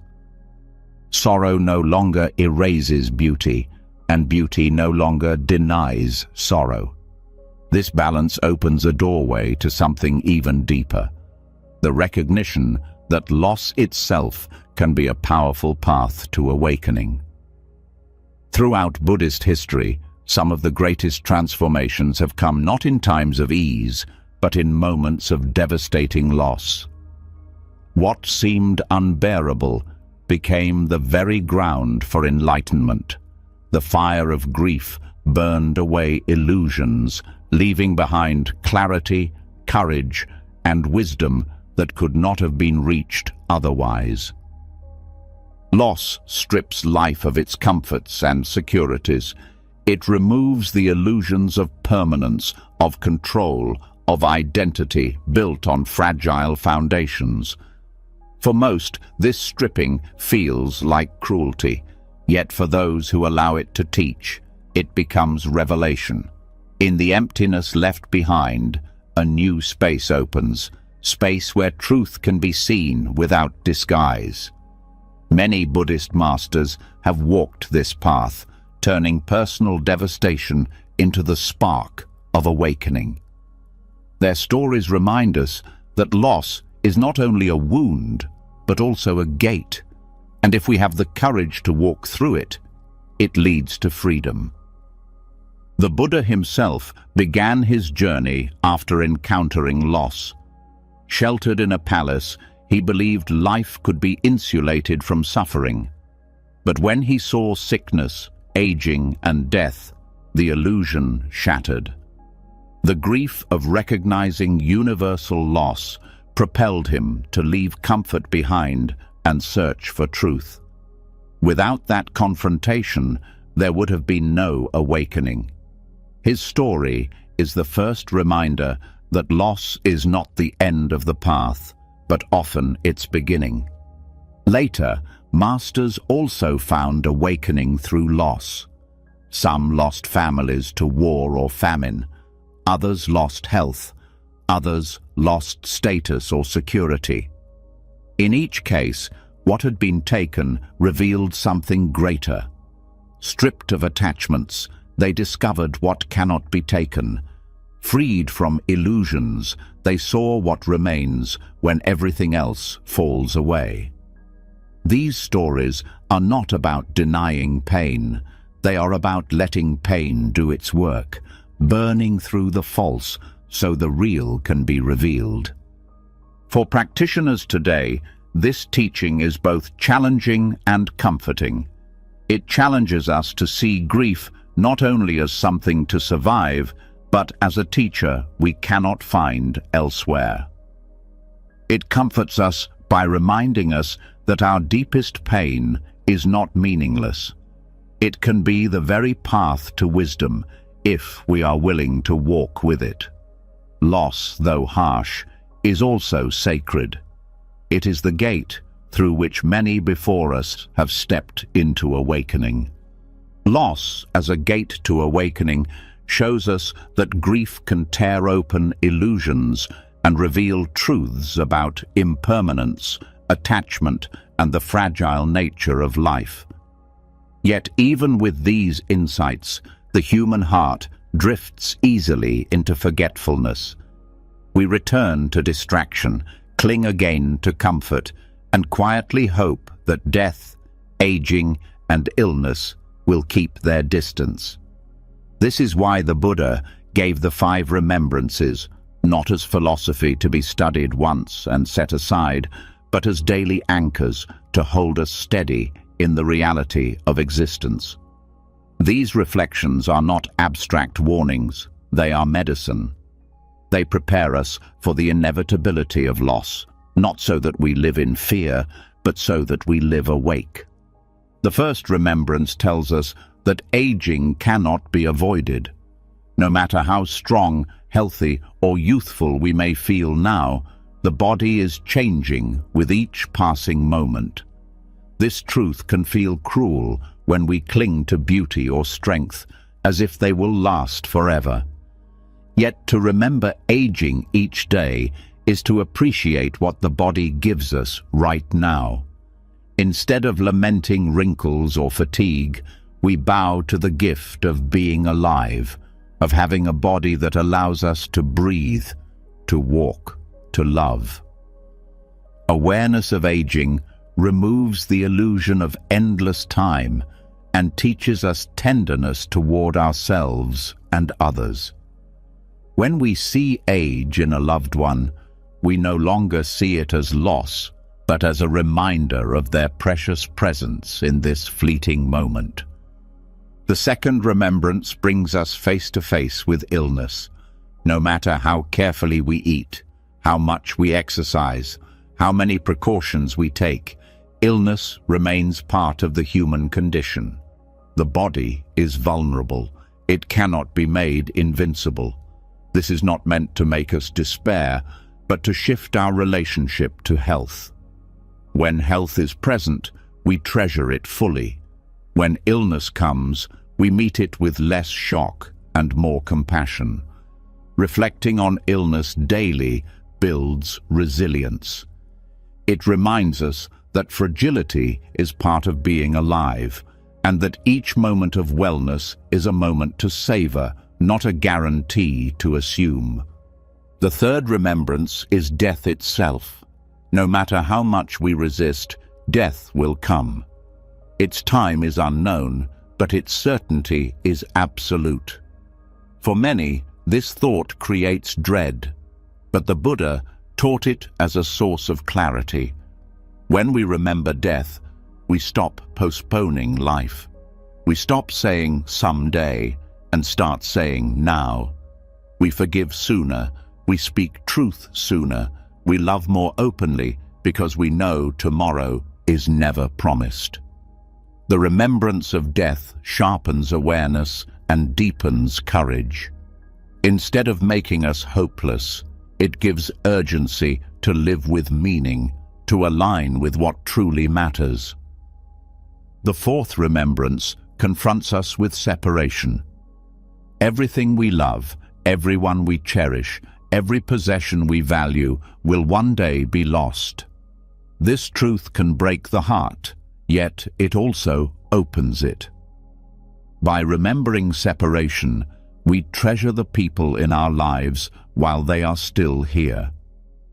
We stop taking relationships for granted. We speak kindness instead of holding grudges. We hold others gently, knowing they are temporary travelers in our story, just as we are in theirs. The remembrance of separation also softens the sting of loss when it comes, because we have already practiced accepting that nothing and no one can be held forever. The fifth remembrance is the truth of karma, that our actions are the only thing we truly carry. Status, possessions, even relationships cannot accompany us at death. What remains are the seeds we planted, our words, deeds, and intentions. This reflection shifts our priorities. Instead of chasing what will fade, we invest in what endures.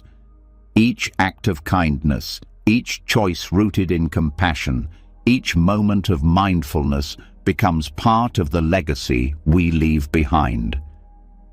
When we remember this daily, we live more carefully, not out of fear, but out of a desire to create goodness that continues beyond us.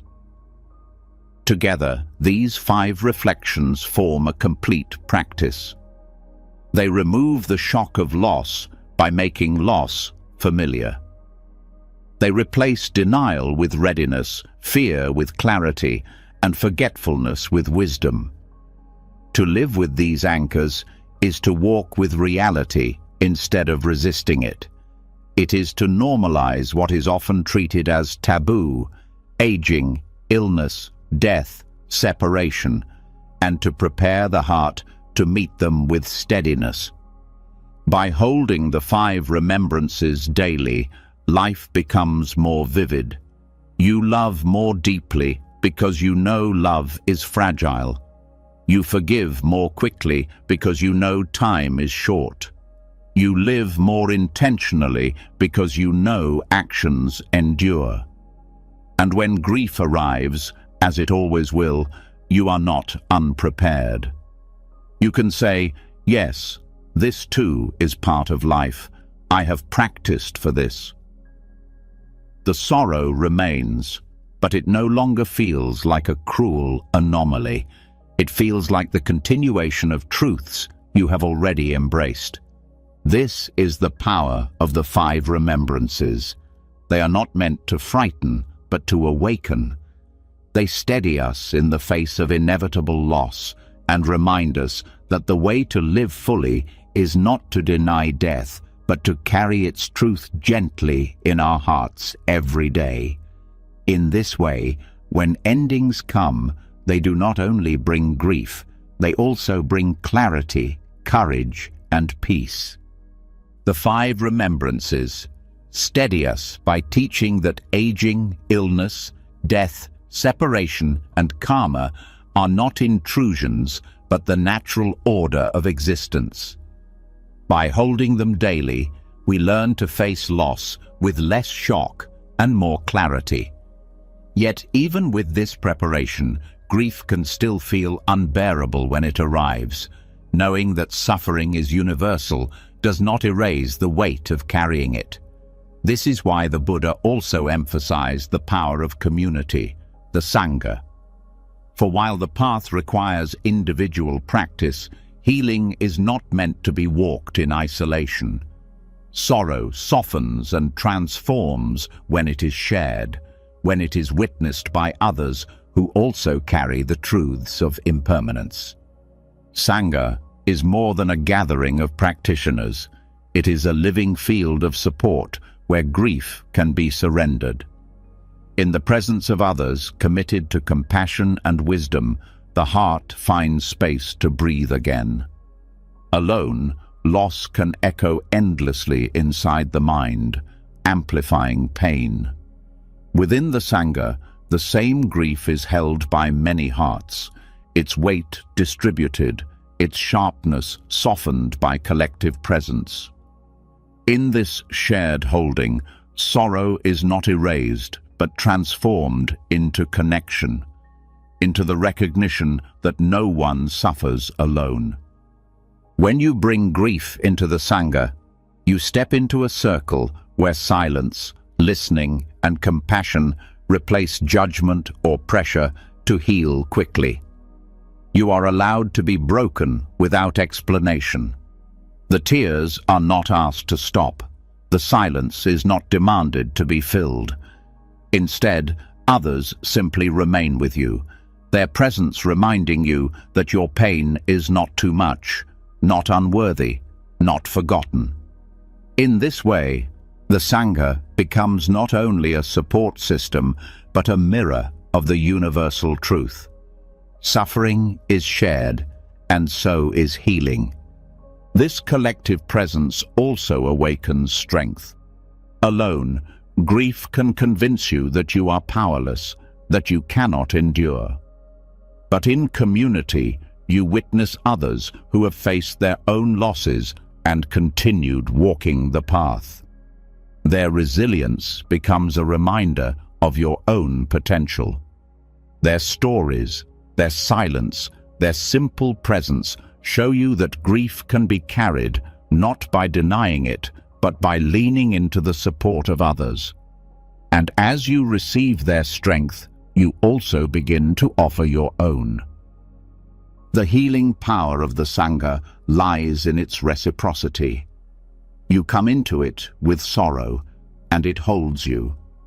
Over time, you find that your own grief makes you more tender toward others, more capable of holding their sorrow when they need it. What you once carried alone becomes part of a shared fabric of compassion. In this fabric, no thread is separate. The tears of one member strengthen the understanding of another. The resilience of one gives courage to the rest. In this interwoven support, grief is no longer an isolating prison, but a collective journey toward transformation. To surrender grief to the Sangha is to trust that your pain can be carried not only by you, but by the larger body of compassion. It is to rest in the truth that healing is not a solitary achievement, but a shared unfolding. In the embrace of community, loss becomes not only something to endure, but something that connects, softens, and ultimately transforms. This is the gift of the Sangha, a living reminder that in sorrow, as in practice, we walk together. Loss will always touch our lives, but Buddhism shows us it does not have to break us. Through the wisdom of impermanence, we learn to let go gently. Through the emptiness of ownership, we discover freedom from clinging. Through karmic interdependence, we see that every life and every loss ripples meaningfully into the world. The middle way teaches us balance. Silence teaches us to listen deeply. Metta teaches us to transform love into boundlessness. And community teaches us we are never alone. Even in grief, there are gateways to awakening, moments that strip away illusion and reveal what truly matters. As you let these teachings rest in your heart tonight, may you feel lighter, softer, and more at peace. Grief may not vanish, but it no longer needs to define you. You carry forward compassion, clarity, and courage, the seeds of healing planted in every teaching the Buddha left behind. Now, I'd love to hear from you. What teaching in this journey spoke to your heart the most? Share your reflections in the comments. I read every one, and your words may bring comfort to someone else walking their own path through loss. And if you found peace or strength in this video, don't forget to subscribe and tap the bell so you'll be guided through more wisdom like this. Together, we'll keep learning, healing, and walking the path of compassion.